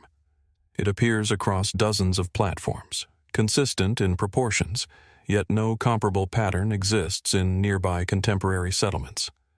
Was the shape symbolic, perhaps representing abstract ideas, spiritual beliefs, or societal structures? Could it mirror natural forms in the landscape, the river's flow, the outline of surrounding hills, or even celestial patterns? And if so, what knowledge guided these early architects, who lacked written language and conventional measurement tools? Beyond shape and orientation, Lepenski Vir contains evidence of deliberate integration with ritual and symbolism. Excavations have uncovered sculpted stone heads embedded within the platforms, stylized representations of human and possibly fish-like forms. Some researchers argue these may have served as idols or ancestral symbols, linking inhabitants to the river, the landscape, or a broader spiritual cosmology. The integration of these sculptures with the architecture suggests that form, function, and belief were inseparable in this community. Speculative interpretations extend further. Some propose that Lepenski Vir represents one of the earliest known attempts at organized urban planning, predating agricultural villages across much of Europe. The precision of the layouts, their uniformity, and their adaptation to the river terrace suggest a level of coordination and foresight that is difficult to reconcile with the tools and social structures assumed for Mesolithic societies. Could the community have been guided by sophisticated observational knowledge, passed orally across generations, perhaps encoded in the very shape and orientation of the stone platforms? The settlement's relationship to the Danube deepens the mystery. Water was clearly central, not only as a source of food and transport, but potentially as a symbolic element. Some platforms align with seasonal floodlines, while hearths and sculptures appear to engage directly with the river's path. Were the inhabitants observing natural cycles and integrating them into ritual practice?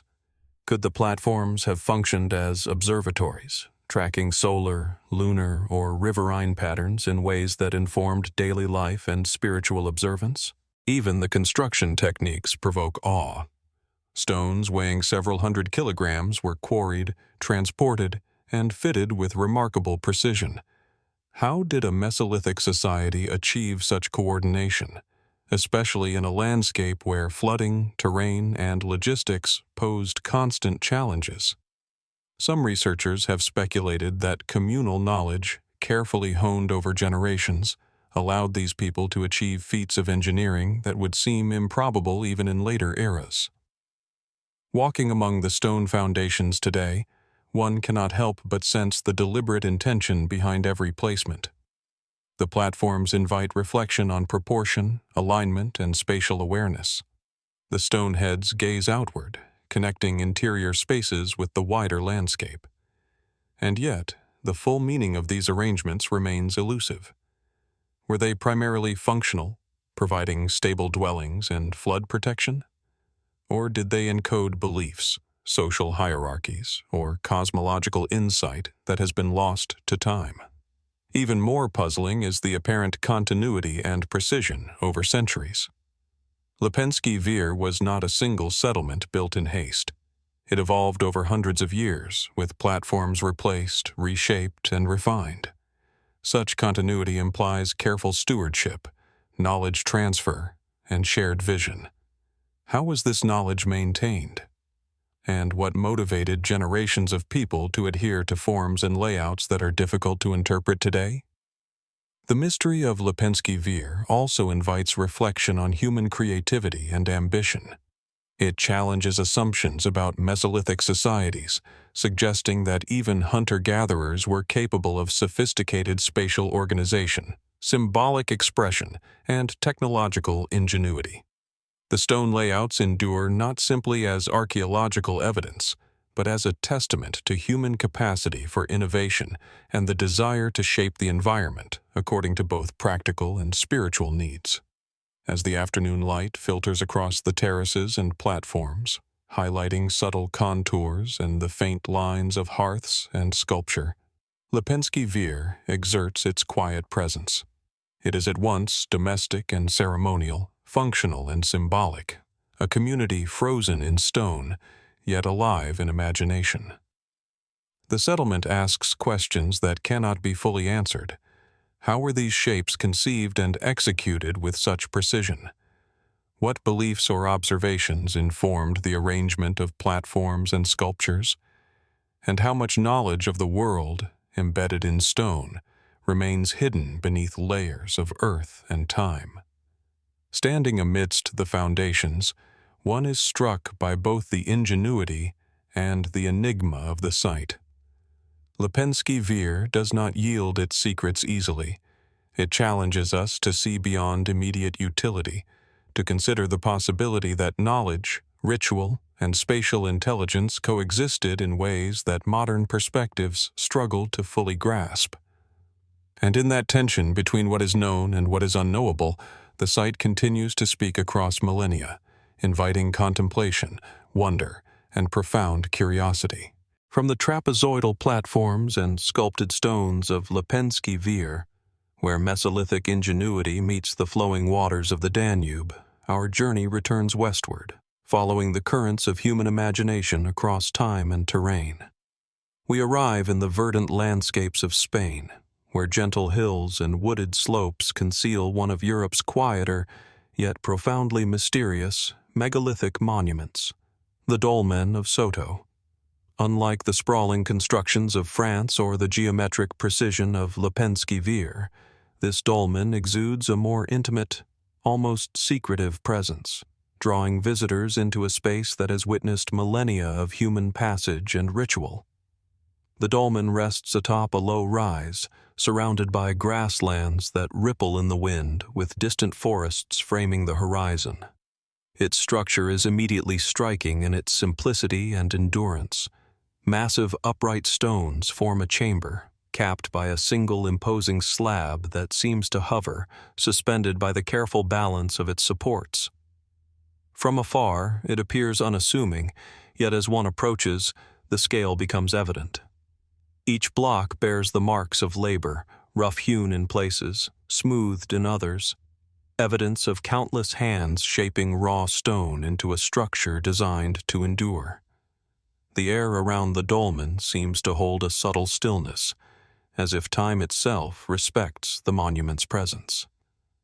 Dating places the Dolmen of Soto in the Neolithic period, roughly 4,000 to 3,500 BCE, a time when communities across Iberia were experimenting with monumental architecture. Excavations have revealed traces of human remains, fragments of pottery, and signs of ritual activity, confirming that the site functioned as more than a simple tomb.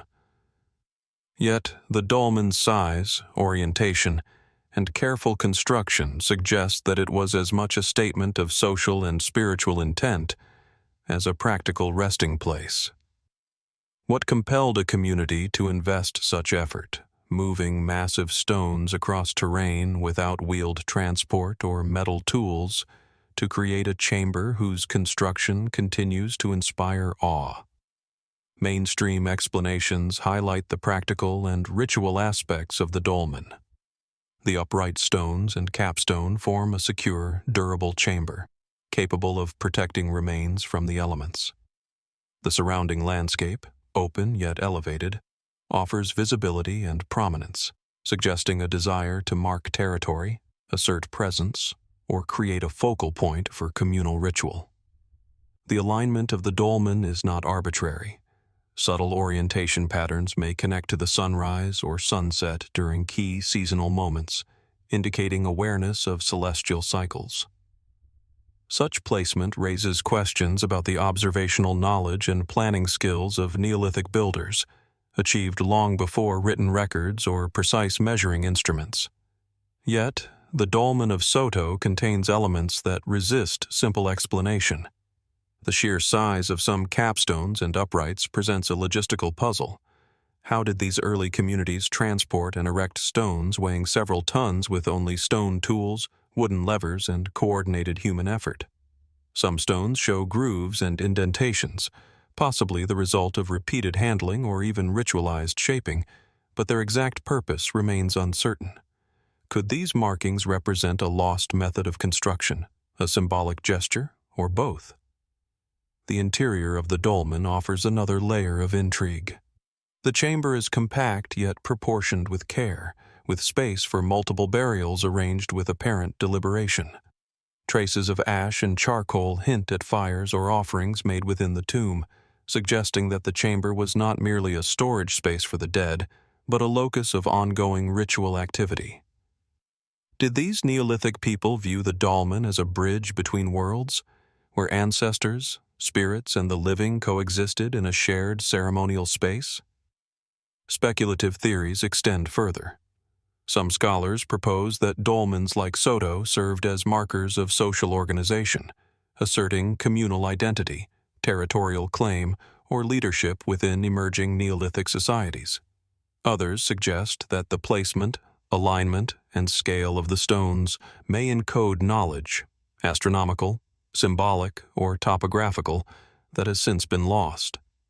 Could the builders have integrated an understanding of the sun's movement, seasonal change, or landscape geometry into a structure that communicated both function and meaning across generations? Even the surrounding environment reinforces the mystery. The dolmen is situated near water sources, fertile soil, and natural roots, yet its elevated position separates it from the immediate utilitarian landscape. Was this elevation chosen for visibility, ritual significance, or protection from floods? Could it have functioned as a gathering point, a site for observing the heavens, or a focal point for regional networks of Neolithic communities? And if so, what rituals or practices unfolded here that left no trace beyond stone and soil? Walking among the dolmen stones today, the weight of human effort becomes palpable.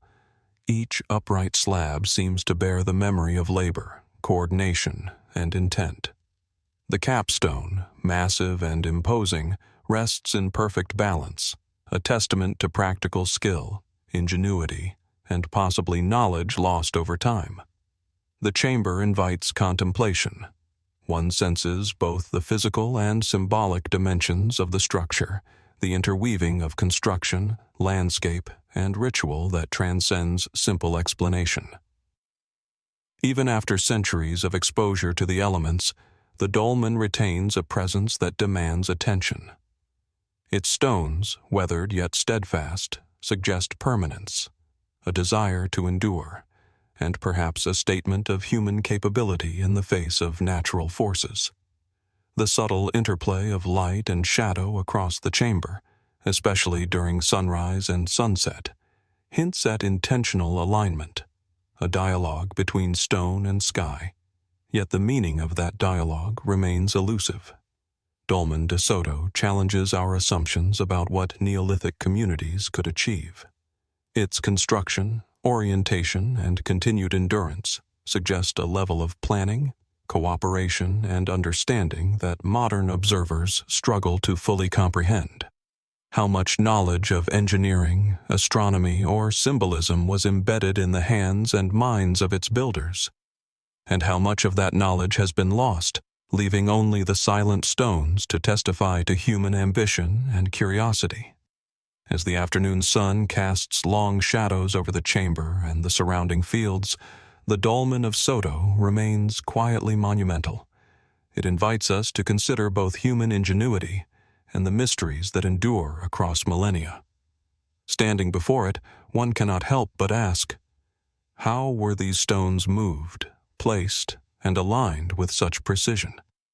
What rituals, beliefs, or knowledge guided their construction?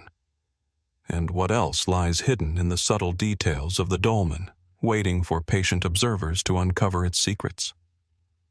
In its stillness, the Dolmen of Soto speaks of endurance, intention, and mystery. It reminds us that even in the distant past, human societies were capable of remarkable feats of construction, observation, and symbolic expression, feats that in many ways remain impossible to replicate today. And as we leave its shadow, the questions linger, inviting reflection on what other secrets the Neolithic world still holds, encoded in stone, landscape, and the silence of millennia. From the sun-drenched fields of western Spain, where the Dolmen of Soto rises as a quiet sentinel of Neolithic ambition, our journey now turns north toward the rugged coastlines and windswept hills of Brittany, France. Here, among the rolling pastures and scattered settlements, lies one of Europe's earliest and most monumental megalithic structures, the Cairn of Barnenez. Unlike the intimate chambers of Soto or the patterned terraces of Lepenski, Barnenez spreads across the landscape like a low, sprawling fortress of stone, a testament to human endeavor on a scale that continues to baffle both archaeologists and engineers. At first glance, the cairn appears deceptively simple, a long, mound-like form rising gently from the coastal plain, partially obscured by grass and weathered by time. Yet, as one approaches, its enormity becomes clear.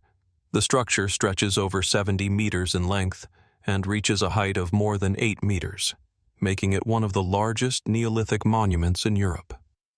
Its exterior is composed of massive, irregularly shaped stones carefully stacked to create a stable, enduring mound, while the interior reveals a complex network of chambers, passageways, and side cells, all meticulously arranged beneath the surface. Standing before it, one senses the weight of human intention, the ambition to create something both permanent and precise, a place that would endure for millennia. The Cairn of Barnenez dates to the early Neolithic, roughly 4,850 to 4,250 BCE, placing it among the earliest large-scale megalithic constructions in Western Europe. Excavations have uncovered multiple burial chambers within the mound, containing human remains, pottery fragments, and various ritual objects. This confirms its primary function as a communal tomb, yet the size, complexity, and careful arrangement of the stones suggest purposes beyond mere interment. How did these early communities organize the labor required to transport and place enormous slabs of stone, some weighing several tons, without wheeled transport or metal tools? And why choose this particular location, overlooking the fields and coastline, for such a monumental undertaking? Mainstream interpretations emphasize both practical and symbolic considerations. The cairn's massive size and robust construction would have ensured protection of the dead, while the carefully laid chambers allowed for repeated use over generations. Its placement on slightly elevated terrain provides visibility across the surrounding landscape, hinting at a desire to assert presence, control, or ritual authority. The interior chambers demonstrate an advanced understanding of spatial organization, with each cell carefully proportioned and oriented. suggesting that early Neolithic builders had both the foresight and technical skill to create durable, functional structures. Yet even with these explanations, Barnenez retains an air of mystery. The sheer scale of the stones and the precision of their placement defy what we might expect from Neolithic societies. How were these megaliths quarried, transported across uneven terrain, and positioned with such care and stability? Some stones bear subtle shaping, while others interlock in ways that resist explanation by brute force alone. Could there have been knowledge of balance, leverage, and structural engineering that has since been lost? Or did intuition and meticulous trial and error suffice to achieve feats that seem impossible to modern eyes? The cairn's layout also provokes curiosity. The internal chambers are arranged along an axis that may align with solar or lunar events, though interpretations remain debated. Did the builders intend for light to penetrate certain chambers at specific times of year, marking solstices or equinoxes? Or are the alignments coincidental, a byproduct of the terrain and construction logistics? The precision of some chamber entrances, their orientation relative to the mound's axis, and the careful spacing of supporting stones suggest intentionality. Yet the exact purpose remains elusive. Speculative theories extend further. Some researchers suggest that Barnenez was more than a tomb. It may have functioned as a ceremonial center, a place where the living gathered to honor ancestors, observe celestial events, or perform rituals that reinforced social cohesion. Others propose that the cairn served as a territorial marker, asserting ownership or spiritual authority over the surrounding landscape. The integration of form, scale, and orientation hints at knowledge that blends practical, spiritual, and symbolic concerns, a sophistication that continues to inspire wonder. The surrounding environment reinforces the mystery. Barnenez occupies a coastal plain with sweeping views of the Atlantic, yet its construction would have required careful planning to account for erosion, soil stability, and access to building materials. The cairn's builders quarried and transported massive stones from distances of several kilometers, a task that would have demanded coordination, labor, and careful understanding of weight, friction, and leverage. How did communities without written records or mechanized tools achieve such precision and scale? And what motivated them to commit such extraordinary effort to a monument whose purpose extended far beyond the practical? Walking along the cairn today, the enormity of the undertaking becomes tangible. The stones, weathered by millennia of wind, rain, and frost, retain their positions with remarkable stability. The chambers, dim and silent, invite contemplation of those who labored to create them, of the ceremonies and burials that took place within, and of the human desire to leave a lasting mark on the landscape. One can almost imagine the Neolithic builders coordinating tasks, carving and shaping stones, moving them with ropes, levers, and sheer human determination, each generation contributing to a project whose completion they might never witness. Even after centuries of study, the Cairn of Barnenez continues to defy full understanding. Its construction, scale, and integration with the landscape challenge assumptions about what Neolithic societies could achieve. How much knowledge of engineering, astronomy, and ritual was encoded in the mound? Were there symbolic, spiritual, or cosmological principles guiding its construction that we have yet to decipher? And if so, what other knowledge, lost to time, might remain embedded in the stones, waiting for patient observation and reflection? As the afternoon sun casts long shadows across the weathered capstones and gently rolling mound, the Cairn of Barnenez exerts a quiet, enduring presence. It is a monument of labor, intention, and ingenuity, but also of mystery.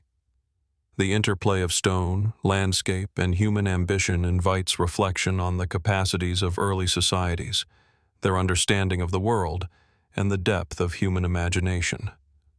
Standing before the cairn, one is compelled to ask, How were these stones moved, arranged, and stabilized with such precision? What rituals, beliefs, or knowledge guided their placement? And what secrets, buried beneath layers of earth and centuries of wind and rain, remain hidden, waiting for those willing to observe, contemplate, and wonder?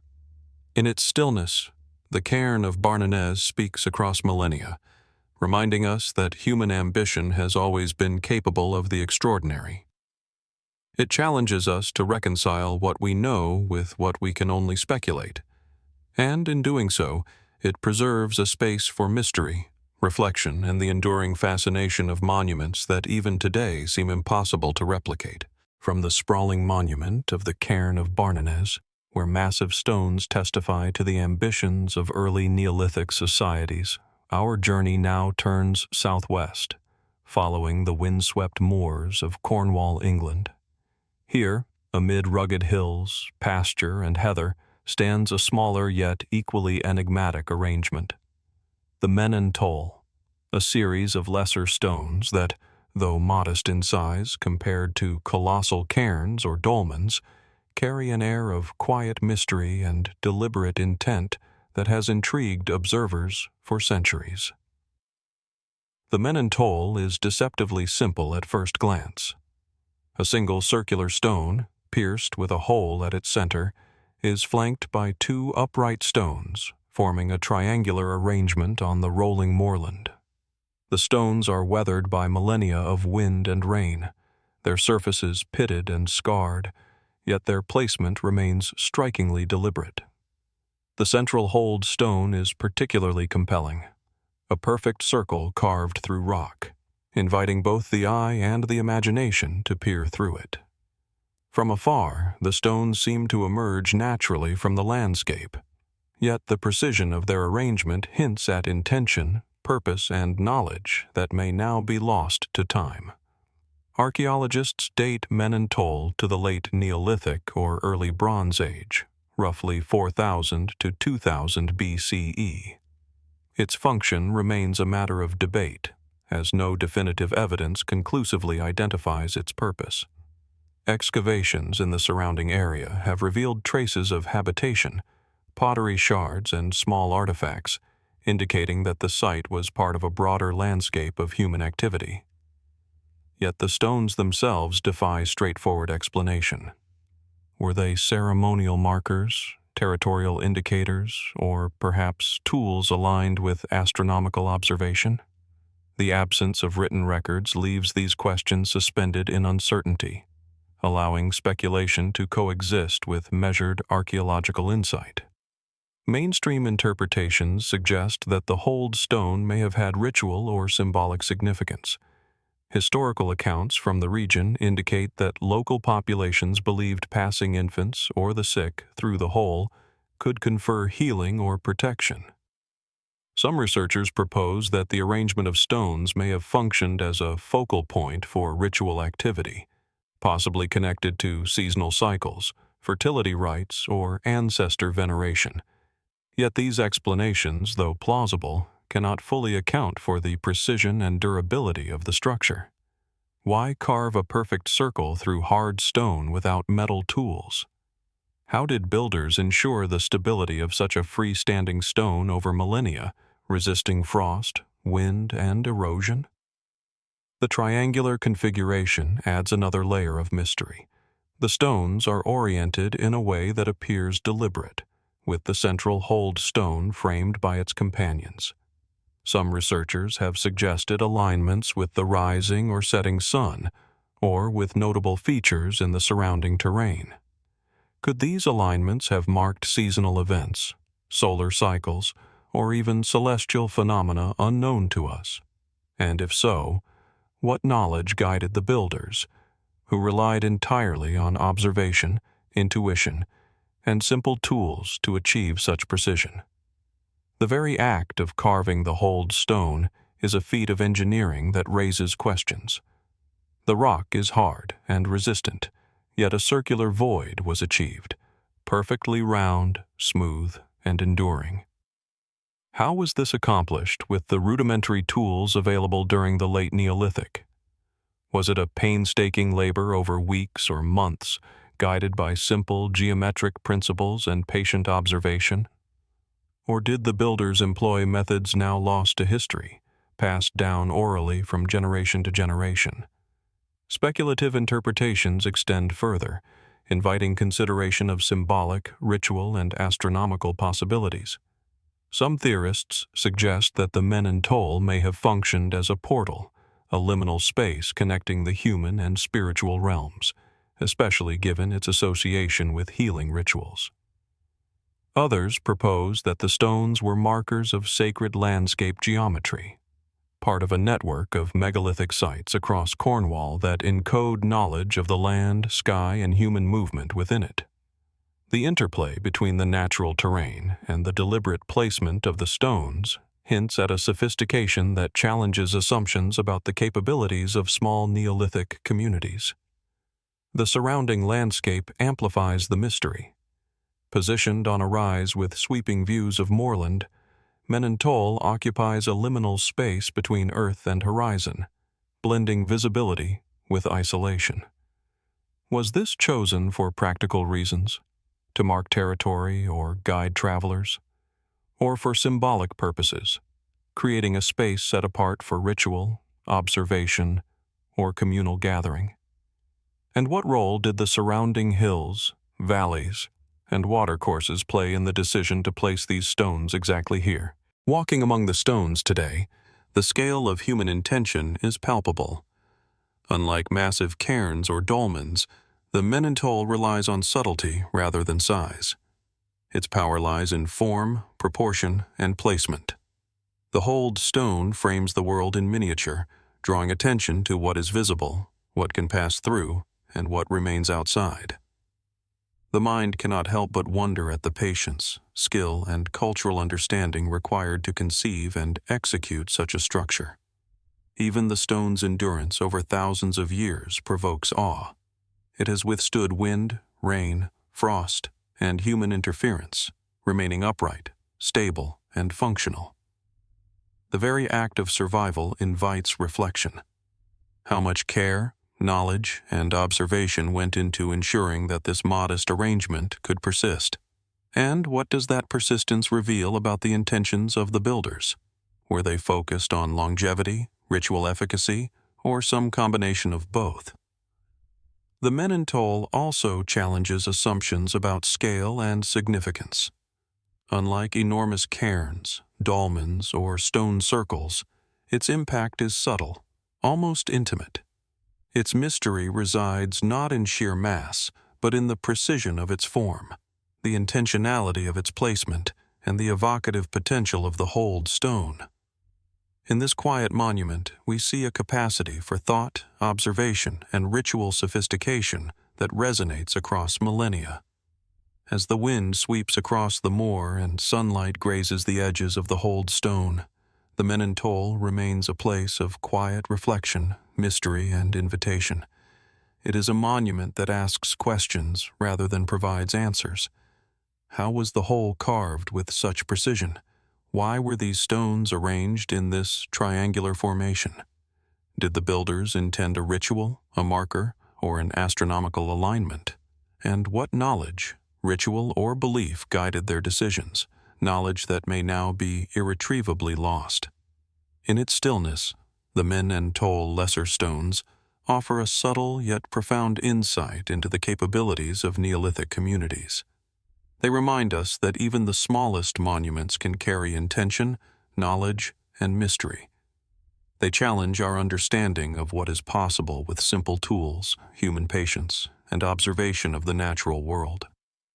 And as we stand among them, peering through the holed stone, we are compelled to wonder, what secrets remain hidden in plain sight, encoded in the deliberate placement of stones, and what other mysteries of human ingenuity await discovery across landscapes long settled yet still enigmatic?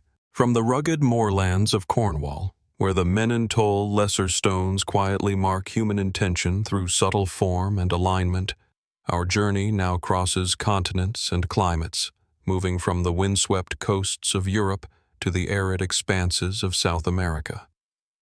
In the remote desert of northern Chile, stretching across the high plains of the Atacama, lies one of the largest and most enigmatic human-made images ever recorded, the Atacama Giant, a geoglyph whose scale, precision, and purpose continue to baffle archaeologists, historians, and travelers alike. The first sight of the Atacama Giant is breathtaking. From ground level, the desert seems endless, a palette of ochres and pale sands stretching to the horizon, broken only by occasional rocky outcrops. Yet, etched into this vastness is a figure so immense that it can only truly be appreciated from above. A humanoid form, towering nearly 119 meters in length, its limbs, head, and torso rendered in bold lines of removed stones and exposed earth. The figure is stylized yet strikingly coherent, its proportions deliberate, its contours commanding attention. Even now, after centuries of erosion, its presence dominates the landscape, a silent sentinel over a terrain of extreme dryness and isolation. Scholars date the geoglyph to roughly 1000 to 1400 CE, during the pre-Columbian period, likely created by the indigenous people of the region. Unlike the dolmens, cairns, or stone circles of Europe, the Atacama Giant was not a structure for shelter, burial, or ritual enclosure. Instead, it was a creation on a scale almost incomprehensible to those living nearby, a monumental image visible across kilometers, asserting itself upon a landscape that offers few natural landmarks.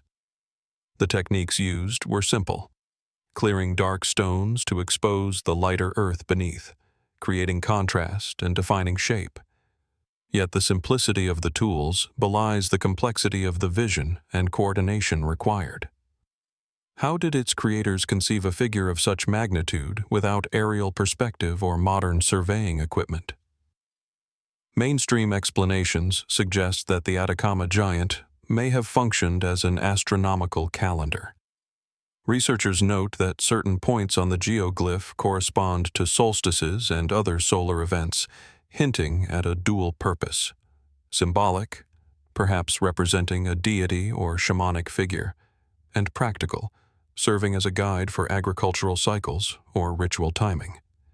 Its elongated head and outstretched arms may also encode cosmological knowledge, possibly marking the positions of the moon or stars during key events. Yet, even within these interpretations, questions persist. The precision required to align such a massive figure to celestial phenomena suggests a sophisticated understanding of observation and geometry, difficult to reconcile with the limited tools available at the time. The figure itself provokes speculation. Its humanoid form is distinctive, with exaggerated features and extended limbs, giving it an otherworldly presence. Was it intended to represent a deity, a shaman, or a mythological being? Did the image serve as a guardian of the desert, a spiritual intermediary between humans and forces unseen? Or was it a territorial marker, asserting the presence and influence of a community across the vast, barren landscape? The scale and permanence of the figure suggest that it was meant to endure, to convey meaning across generations, yet the exact beliefs and intentions of its creators remain inaccessible to modern observation. The logistical challenges of creating the Atacama Giant add to the intrigue. The desert is harsh, with extreme temperatures, limited water, and uneven terrain. To construct a figure nearly 120 meters long with coherence and proportionality requires careful planning, surveying, and coordination. How did the builders maintain orientation and proportion across such a vast area without aerial perspective? Were simple counting methods, ropes, or stakes sufficient to guide the layout, or did they possess techniques that have been lost to history? The monumental scale of this geoglyph makes its creation and its continued survival an enduring testament to human ingenuity. Speculative interpretations extend beyond astronomy and ritual. Some suggest the figure may have been intended as a communication to distant travelers or neighboring communities, a symbolic assertion visible from afar that conveyed power, protection, or spiritual significance. Others posit a more mystical role, that the figure was a conduit for ritualized energy, a site where shamanic practices or communal ceremonies took place in alignment with celestial and terrestrial cycles. The deliberate scale, placement, and stylization invite reflection on the intersection of art, engineering, and belief in pre-Columbian societies. The surrounding environment further emphasizes the geoglyph's significance. The Atacama Desert is one of the driest places on Earth, its soils and climate exceptionally unforgiving. Yet this same harshness ensures the survival of the figure over centuries, its lines preserved by the absence of rainfall and vegetation. How much of its endurance was intentional, chosen by its creators, and how much is a fortunate quirk of the landscape? And what other geoglyphs, perhaps smaller or obscured, might remain hidden in this expansive desert, their messages waiting for patient observation to reveal them? Walking across the plains near the geoglyph today, one gains a sense of the labor, planning, and vision required to bring it into existence. The stones, though small and easily moved individually, collectively form a figure that spans the width of multiple football fields, demanding coordination, proportion, and foresight. The act of creating such a figure without modern surveying tools speaks to a human capacity for spatial intelligence, long-range planning, and artistic vision that transcends the apparent limitations of the time. Even now, centuries later, the Atacama giant continues to provoke awe and mystery. Its purpose, methods, and meaning remain partially obscured, leaving room for wonder. Was it primarily a calendar, a symbol, or a marker of spiritual authority? Could it encode knowledge about astronomy, cosmology, or social organization that has been lost to time? And what other extraordinary creations, invisible from ground level, may remain undiscovered in deserts, plains, and mountains around the world? As the sun arcs across the sky, casting shadows that stretch across the lines of the figure, the Atacama giant exerts a quiet, commanding presence. Its immense scale and enduring form remind us that human creativity and ambition are not bound by tools, climate, or isolation. In its simplicity and complexity, its visibility and subtlety, the geoglyph stands as a testament to ingenuity, observation, and intention, qualities that challenge modern understanding. The Atacama giant does not speak in words, but it speaks in scale, alignment, and form. It invites reflection on the intersection of art, engineering, and belief in ancient societies. Standing before, or beneath, its monumental outline, one is compelled to wonder, how was it planned, laid out, and executed with such precision? What stories, rituals, or knowledge are encoded in its vast proportions? And perhaps most provocatively, what else remains hidden, waiting for the curious eye to uncover secrets that challenge everything we think we know about the capabilities of our ancestors? In its enduring presence, the Atacama giant reminds us that mystery, scale, and human ingenuity often converge in places we might least expect. A silent figure carved into the desert, visible across centuries, impossible to replicate, yet profoundly human in its creation. From the vast and arid expanses of northern Chile, where the Atacama giant looms across the desert in silent testimony to human ambition, our exploration shifts back across continents to North Africa, to the rolling plains of Algeria. Here, perched with quiet dignity on the landscape, lies the Medracen, a monument both monumental and mysterious, a structure that embodies not only architectural prowess but the enduring human desire to mark time, honor legacy, and assert presence.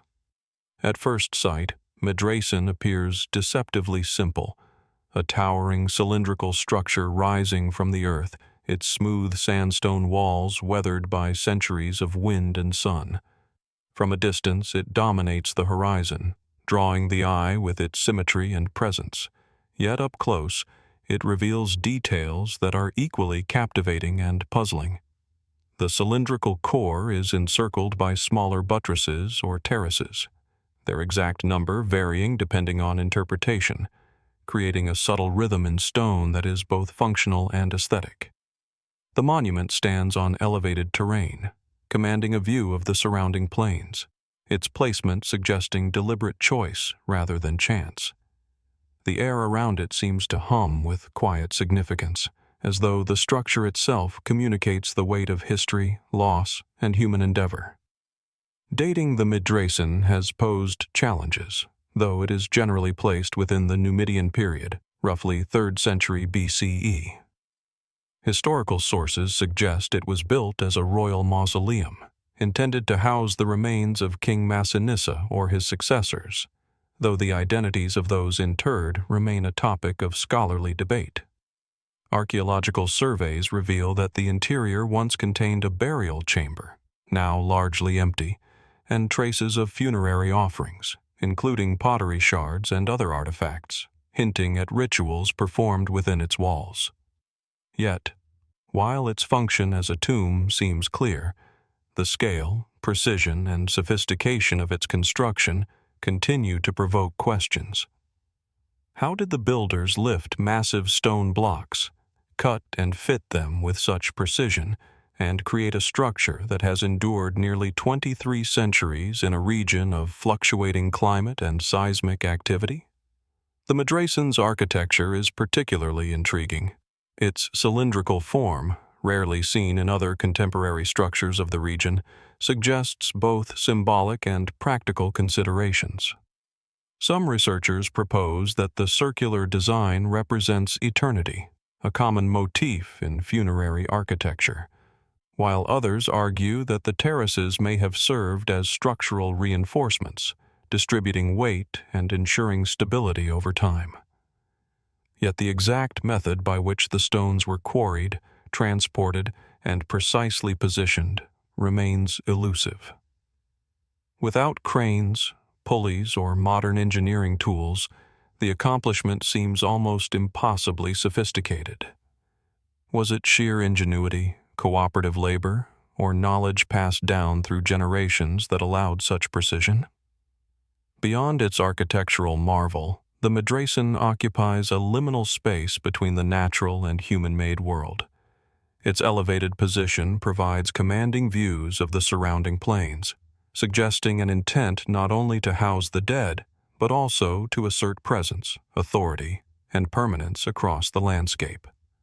Was this monument intended as a territorial marker, a statement of dynastic power, or a symbolic bridge between earth and sky, life and death? And if so, how much of its symbolism remains legible today, obscured by the passage of centuries and the erosion of cultural memory? Speculative interpretations deepen the intrigue. Some scholars suggest that Medracen may have functioned as a cosmological marker, aligned with celestial events or seasonal cycles, echoing patterns found in other ancient monuments across the globe. Others argue for a more spiritual or mystical significance, that the cylindrical form, terraces, and interior spaces were deliberately designed to channel ritual energy or to guide the soul of the deceased through a symbolic journey. The blending of form, function, and symbolism hints at a sophisticated understanding of both physical and metaphysical principles, an understanding that may now be irretrievably lost. The logistical feat of constructing the Medracen cannot be overstated. Large, finely cut blocks of sandstone were transported across uneven terrain, fitted together without mortar in a manner that has preserved the structure through millennia of natural wear. Some stones weigh several tons, their placement requiring knowledge of leverage, weight distribution, and balance.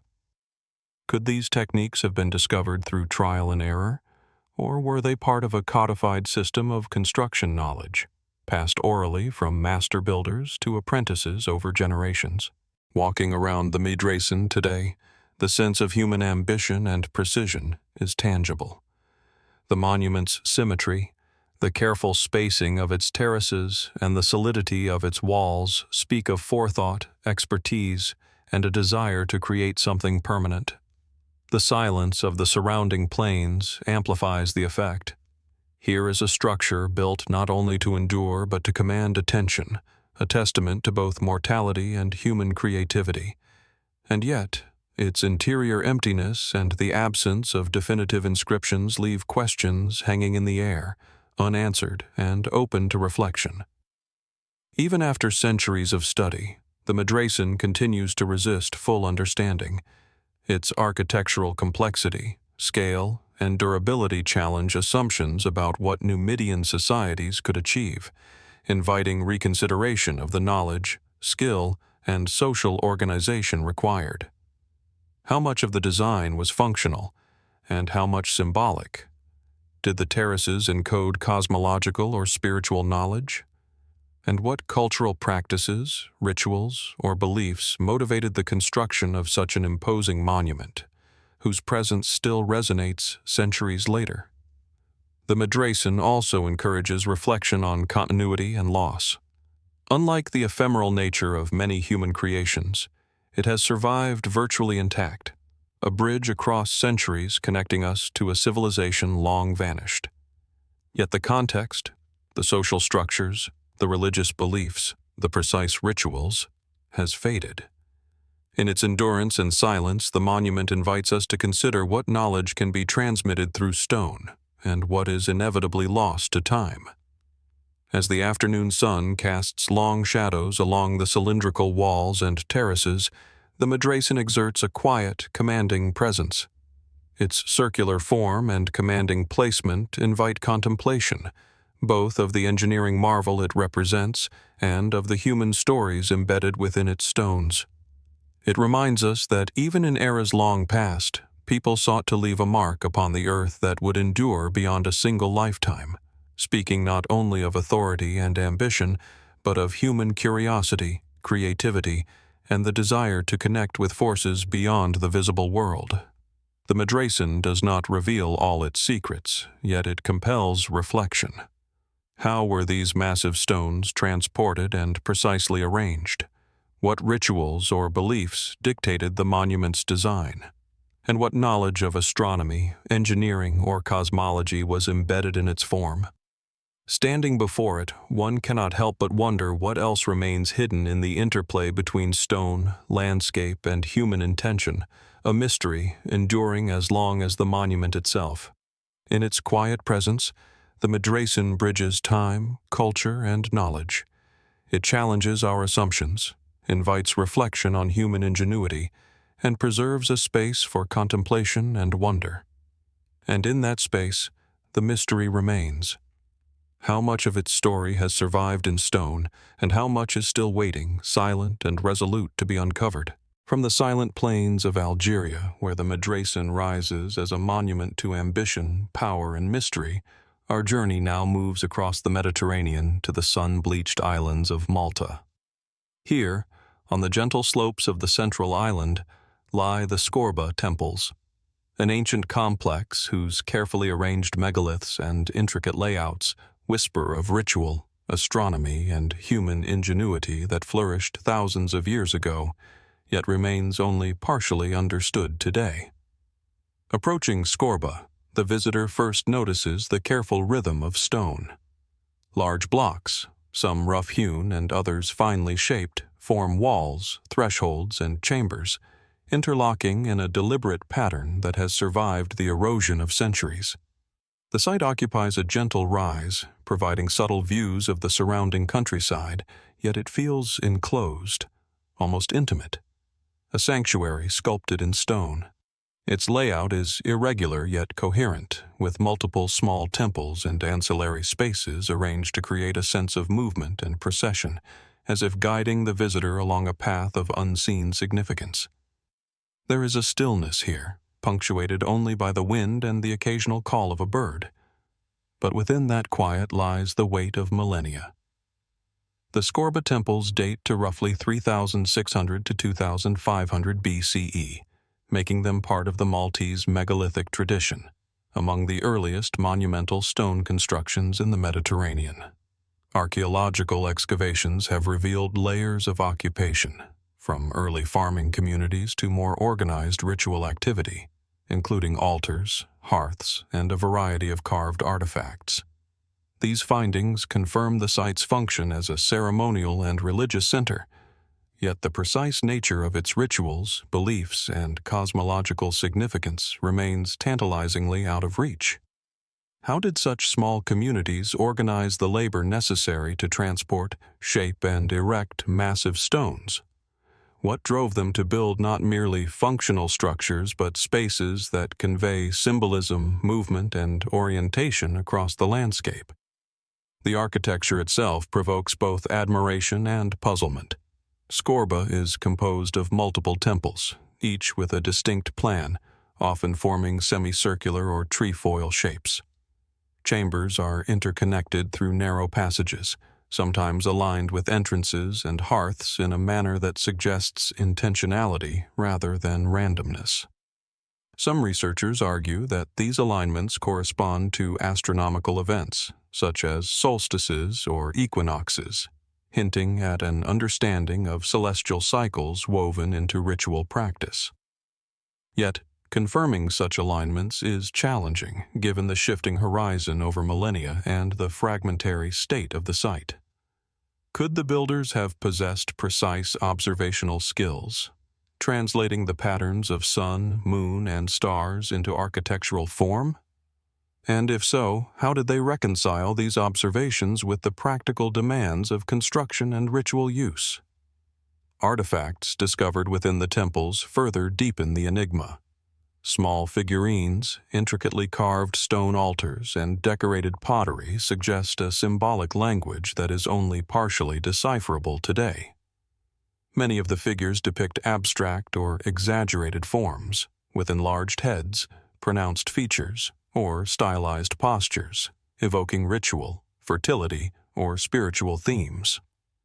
The combination of these symbolic objects with the architecture implies a sophisticated integration of belief and space, a temple where form, placement, and movement were deliberately orchestrated to convey meaning.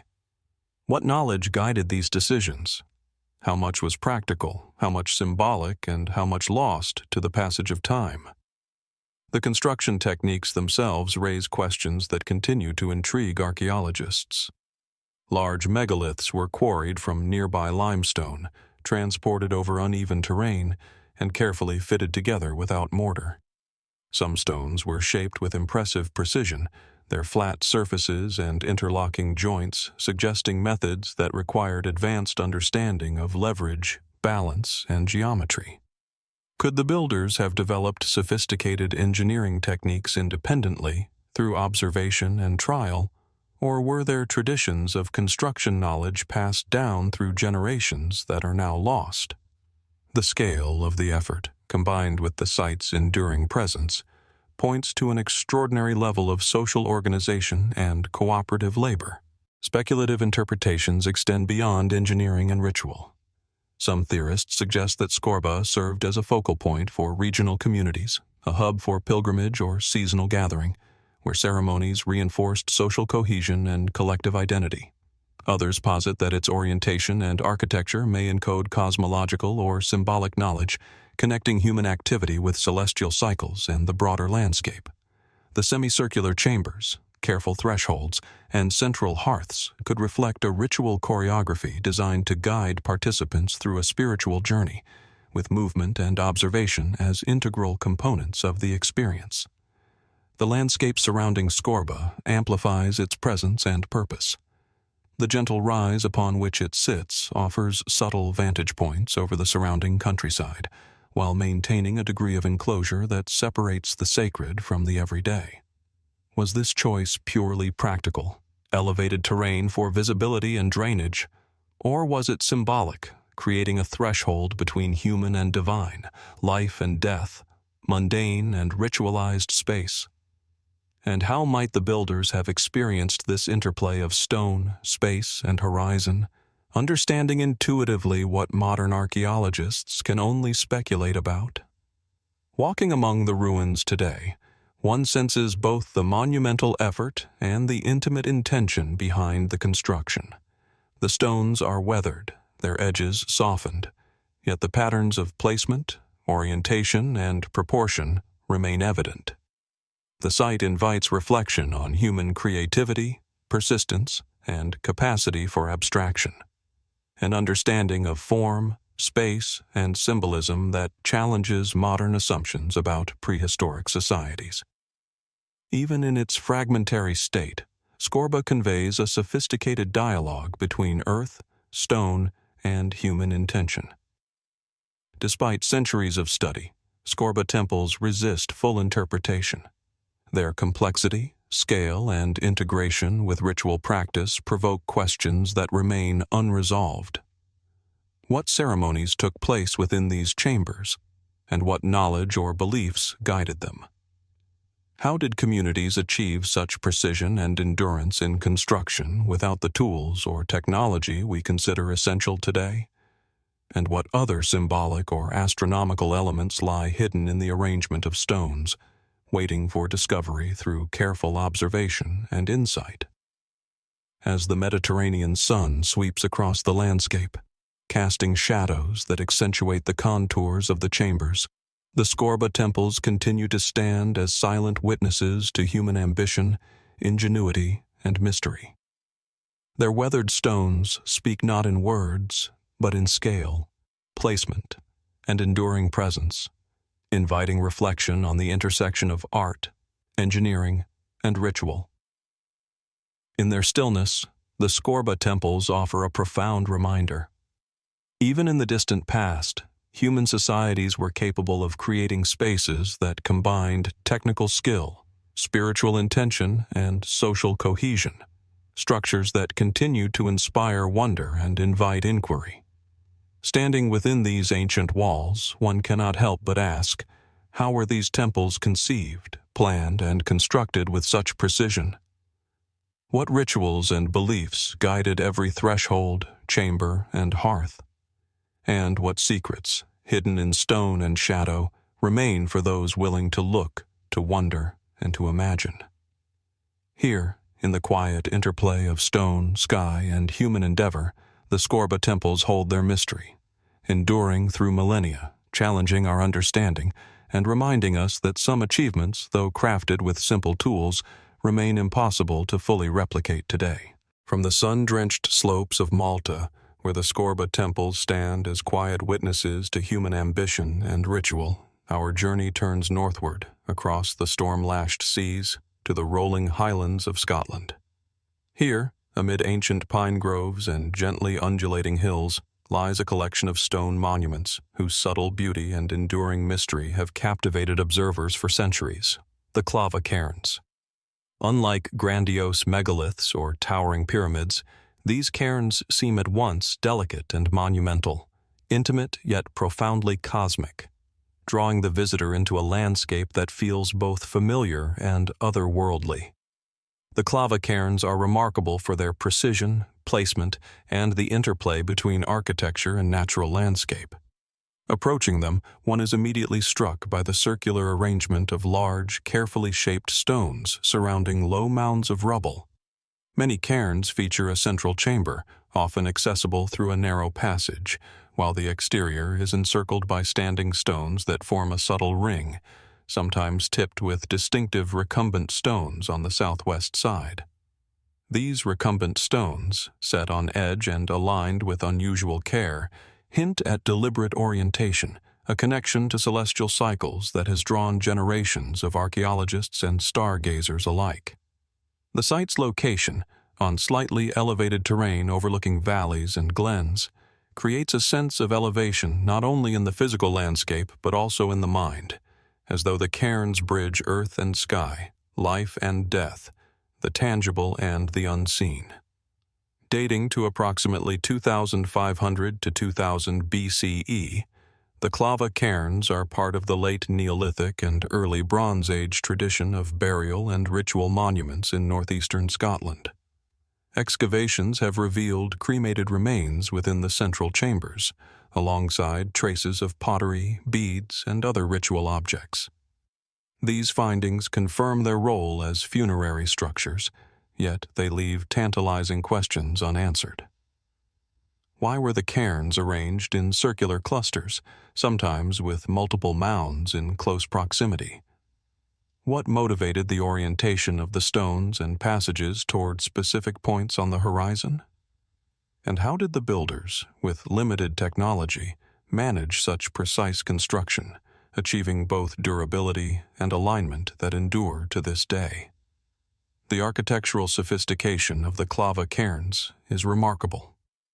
The central chambers were built with corbelled roofs, a technique that allowed the construction of stone vaults without mortar, distributing weight efficiently and ensuring stability over millennia.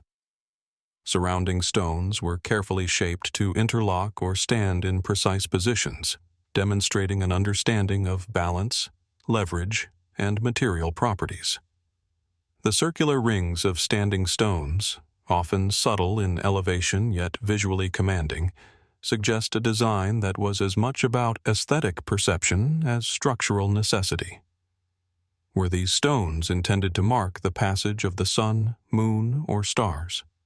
Could they have served as guides for ritual movement, focusing attention on specific times of year or celestial events? One of the most intriguing features is the alignment of recumbent stones along the southwest, often oriented toward the midwinter sunset. Mainstream archaeologists propose that this orientation may have allowed early communities to track solar cycles, marking the turn of the year and regulating agricultural or ritual calendars.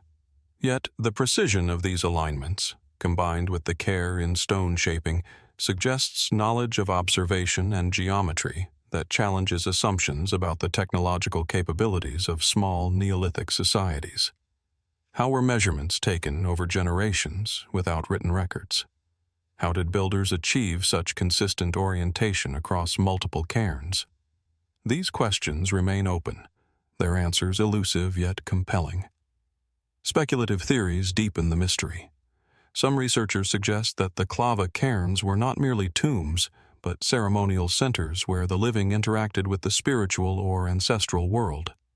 The circular design, narrow passages, and precise orientation could have choreographed movement during rituals, aligning the participants' actions with solar or lunar events.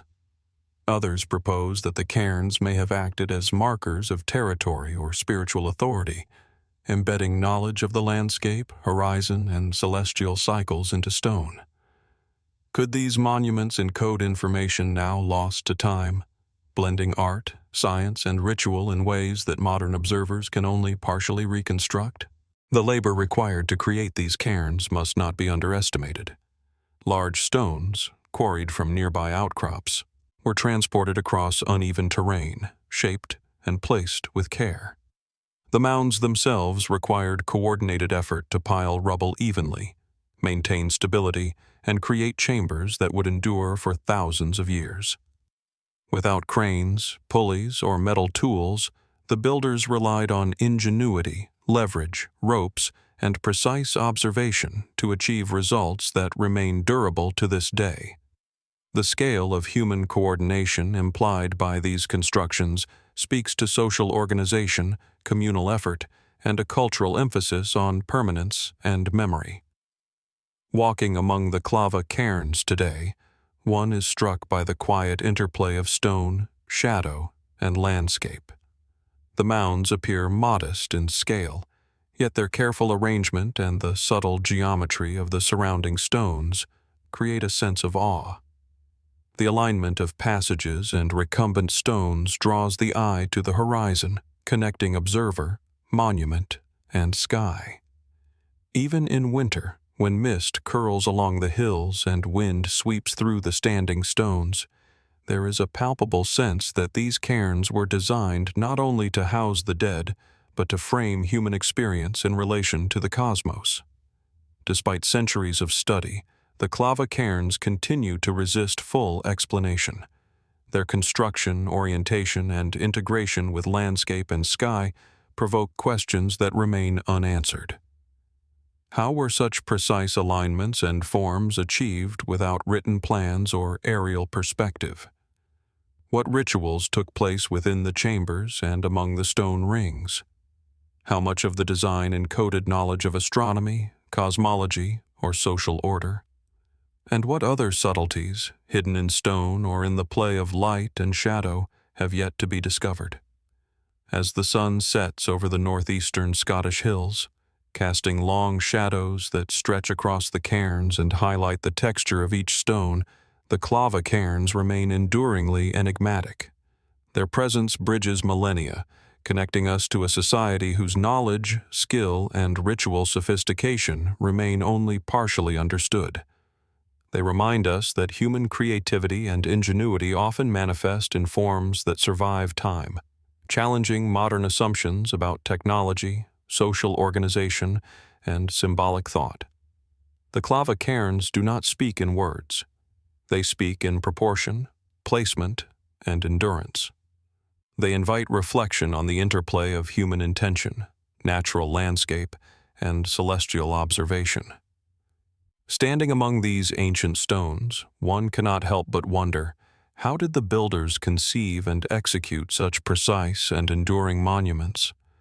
What knowledge guided their hands, their measurements, and their rituals? And what secrets remain hidden in the alignment of stones, the angles of passages, and the patterns of mounds?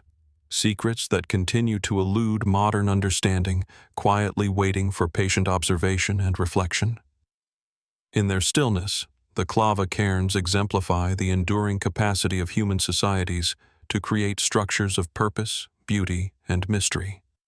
They remind us that even modest monuments, carefully conceived and precisely executed, can speak across millennia, challenging us to reconcile what we know with what we can only imagine, and preserving space for awe, reflection, and the enduring fascination of the impossible. From the mist-laden hills of Scotland, where the Clava Cairns stand as silent sentinels of human ingenuity and ritual, we now turn our gaze southwest to the verdant landscapes of Brittany, France. Here, amidst rolling fields and hedgerows, stands one of the most imposing and enigmatic megalithic structures in Europe, the Dolmen de la Roche-aux-Fées, or Fairies' Rock. Unlike the smaller, more intimate cairns of Scotland, this dolmen stretches across the landscape with monumental ambition, an enduring testament to the skill, vision, and mystery of its Neolithic builders. The first encounter with the Dolmen de la Roche-aux-Fées is overwhelming. A vast stone corridor, nearly 20 meters in length, supported by more than 40 massive upright slabs, forms a linear passage that leads to a chamber once used for burial or ritual. The sheer scale is immediately apparent. Individual stones weighing multiple tons, perfectly balanced atop one another, create an imposing yet harmonious composition.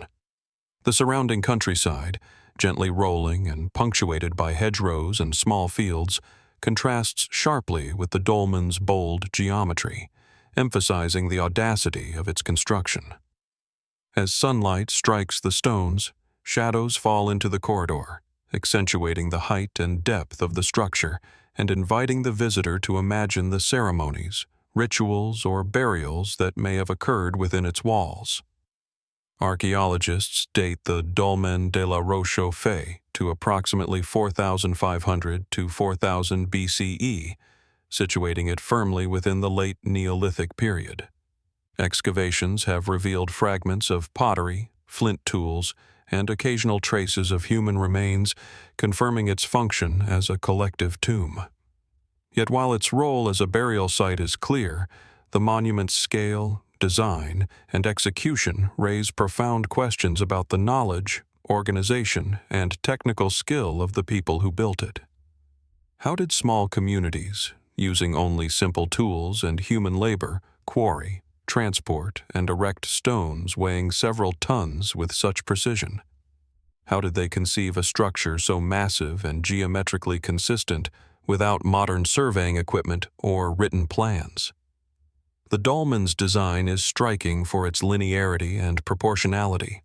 The corridor is flanked by evenly spaced orthostats, upright stones that form the sides of the passage, and capped by enormous horizontal slabs that create the roof. The precision required to place these stones in alignment, ensuring stability over millennia, is extraordinary. Some researchers propose that the dolmen's long corridor may have been aligned with celestial events, such as the solstice sunrise, allowing sunlight to penetrate the chamber at specific times of year. Others suggest that the structure functioned as more than a tomb, perhaps a ritual space, a ceremonial pathway, or even a cosmic calendar encoded in stone. If so, what knowledge guided the builders in translating astronomical observation into architectural form, and how was this knowledge transmitted through generations? The sheer logistics of construction challenge imagination. Stones would have had to be quarried from local outcrops, shaped with rudimentary tools, transported over uneven terrain, and hoisted into position without cranes or pulleys. The coordination required to move multiple-ton slabs, align them precisely, and maintain structural integrity reflects an understanding of leverage, weight distribution, and communal organization that rivals later periods of monumental construction. Was the dolmen the result of trial and error ingenuity, or the culmination of a codified architectural tradition passed down orally and experientially through generations? Beyond the mechanics, the Dolmen de la Roche-aux-Fées carries layers of symbolic and cultural significance. Its imposing presence in the landscape suggests more than practical function. It asserts permanence, authority, and ritual importance. The very name, Fairies' Rock, hints at folklore that persisted long after its builders had vanished, suggesting that the dolmen inspired awe, reverence, and even mythic imagination among successive generations. Was the structure intended to connect the living with ancestors, the earthly with the spiritual, or humanity with the cosmos itself? Speculative interpretations add further depth to the mystery. Some suggest that the corridor and chamber were designed to amplify ritual experience, guiding participants along a deliberate path, heightening anticipation and symbolic immersion. Others propose that its alignment and proportionality encode astronomical or calendrical knowledge, offering insight into early Neolithic understanding of solar and lunar cycles. And yet, despite extensive study, these hypotheses remain unconfirmed. The monument's purpose is ultimately enigmatic, a dialogue between stone, landscape, and human intention that continues to defy definitive explanation. Walking along the length of the dolmen today, one senses the scale of both labor and vision. Each upright stone forms part of a carefully measured rhythm, each capstone positioned with precision, creating an effect that is both monumental and harmonious. The structure's endurance through millennia of weathering, agriculture, and human activity is a testament to the foresight and skill of its builders. How did they anticipate the stresses of time and gravity, ensuring that these stones would remain upright for thousands of years? And what rituals, beliefs, or social imperatives justified the immense effort required to construct such a lasting monument? The surrounding landscape further enhances the dolmen's mystery. Positioned on slightly elevated terrain, it is visible from afar, yet enclosed enough to create an intimate ceremonial space. Was this duality, public visibility and private ritual, intentional?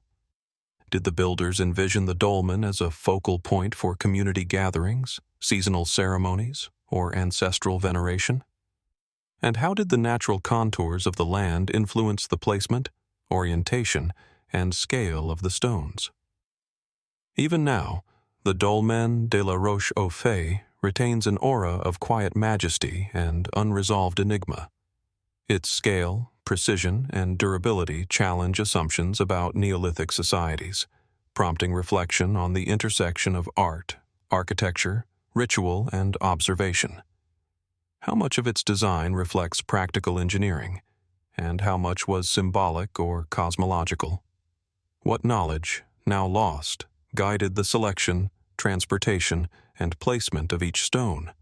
And perhaps most provocatively, what else may lie hidden in plain sight, encoded in the geometry, orientation, or unseen alignments of this monumental corridor. As the sun arcs low over the Breton hills, casting shadows that stretch along the corridor and accentuate the massive capstones, the dolmen speaks silently of human ingenuity, ambition, and mystery. Its presence endures across millennia, reminding us that even in a distant past, small communities were capable of monumental feats, combining technical skill, social organization, and symbolic imagination to create structures that resonate with power and mystery. The Dolmen de la Roche-aux-Fées does not reveal all its secrets. It does not offer written explanations, diagrams, or testimonies from its builders. Instead, it communicates through scale, alignment, and endurance, inviting reflection on what was possible, what was intended, and what remains unknowable. Standing before it, one cannot help but wonder, how did human hands, with simple tools and collective will, construct a corridor so vast, so precise, and so enduring? What rituals, beliefs, or celestial observations guided its creation? And what other mysteries, encoded in its stones and hidden across the Breton landscape, await patient observation and imagination? Here, in the quiet grandeur of the Dolmen de la Roche-aux-Fées, the impossible craftsmanship of the Neolithic past endures, challenging us to reconcile the limits of our understanding with the enduring power of human intention. From the rolling fields of Brittany, where the Dolmen de la Roche-aux-Fées stretches in monumental silence, our journey now moves across oceans and continents to the high Andes of Peru, to a site that marries breathtaking scenery with architectural enigma, Ollantaytambo. Perched on a steep river valley and framed by the towering peaks of the Urubamba Range, this ancient Incan settlement is known not only for its terraces and ceremonial spaces, but most strikingly, for the massive stone blocks that form its fortress walls. A puzzle that has confounded historians and engineers alike for centuries. Approaching Ollantaytambo, one is immediately struck by the sheer scale and precision of the stonework. Gigantic blocks of andesite, some weighing tens of tons, are fitted together with a level of craftsmanship that seems almost impossible. The walls rise in tiers, each block cut with meticulous care to nest perfectly against its neighbors, leaving seams so tight that a knife blade cannot pass between them. Unlike simple stacking, the stones are irregularly shaped, yet they interlock in complex patterns that suggest deliberate intention rather than accident. The effect is both awe-inspiring and unsettling, a reminder of human skill at a scale that challenges comprehension. The history of Ollantaytambo is well documented. It served as a royal estate for the Inca Emperor Pachacuti, and later as a stronghold during the resistance against Spanish conquest. Yet, while the settlement's historical context is clear, the construction of its walls raises profound questions. How were stones weighing dozens of tons quarried, transported up steep mountainsides, and then fitted together with such precision without the cranes, pulleys, and mechanical advantage of modern technology? How did the builders achieve a level of accuracy that endures to this day, resisting earthquakes, erosion, and centuries of use? The more one observes, the more it becomes evident that the walls are not merely functional. They are a statement, a convergence of engineering, artistry, and possibly symbolic intention. The stonework at Ollantaytambo is particularly enigmatic due to the irregular shapes of the blocks. Unlike other Incan sites where stones are cut into rectangles or squares, here the stones are polygonal, some with as many as 12 sides, interlocking like a three-dimensional jigsaw puzzle. This technique, sometimes called cyclopean masonry, is thought to have allowed the walls to absorb seismic activity, a critical consideration in a region prone to earthquakes. Yet, while the practical benefit is evident, the precision required to shape each stone to fit its irregular neighbors remains difficult to explain. What methods, measurements, or tools did the builders employ to ensure such an intricate, interlocking pattern across walls hundreds of meters long? Some scholars suggest that the Inca used trial and error methods combined with acute observational skills. Others argue for more sophisticated techniques, the use of templates, levers, and abrasion to shape the stones, or the employment of teams of specialized artisans whose knowledge was transmitted orally or experientially. Still, the sheer size of some blocks, some estimated to weigh over 50 tons, poses further logistical questions. How were these stones transported from quarries sometimes kilometers away, over steep and uneven terrain, without rolling logs, wheels, or draft animals capable of handling such weight? And once in place, how were they positioned so precisely that the walls remained stable and aligned after centuries of seismic activity? Beyond the technical questions, the Ollantaytambo walls invite speculation about intention and meaning. The fortress was, of course, a defensive structure, but its walls are more than mere barriers. They exhibit a rhythm, a visual harmony, and an attention to detail that suggests aesthetic and symbolic considerations. Could the irregular polygonal stones, intricately interlocked, have conveyed status or authority, signaling the Incas' power and mastery over both landscape and labor?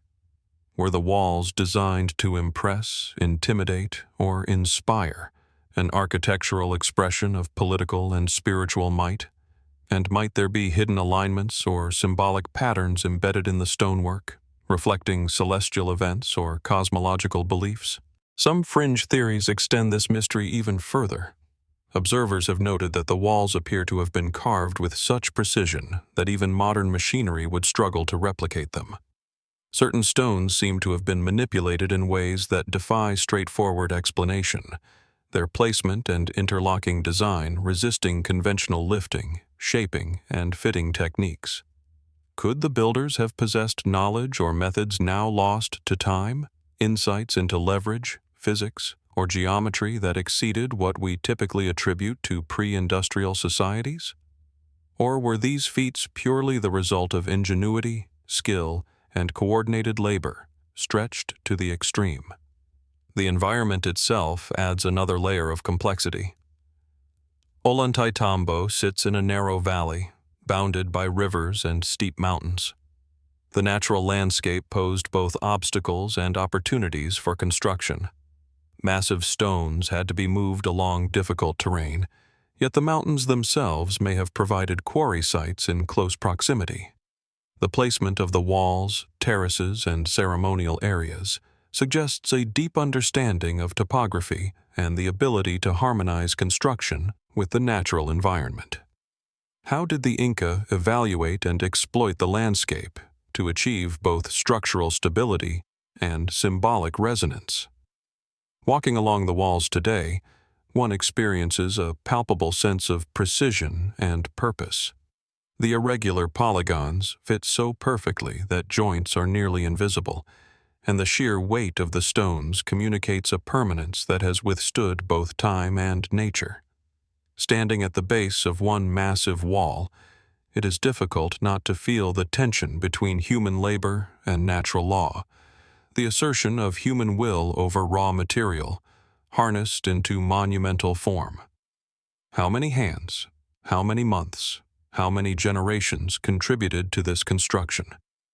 And how much knowledge, skill, or ritual practice was required to orchestrate such a feat without written records or modern engineering?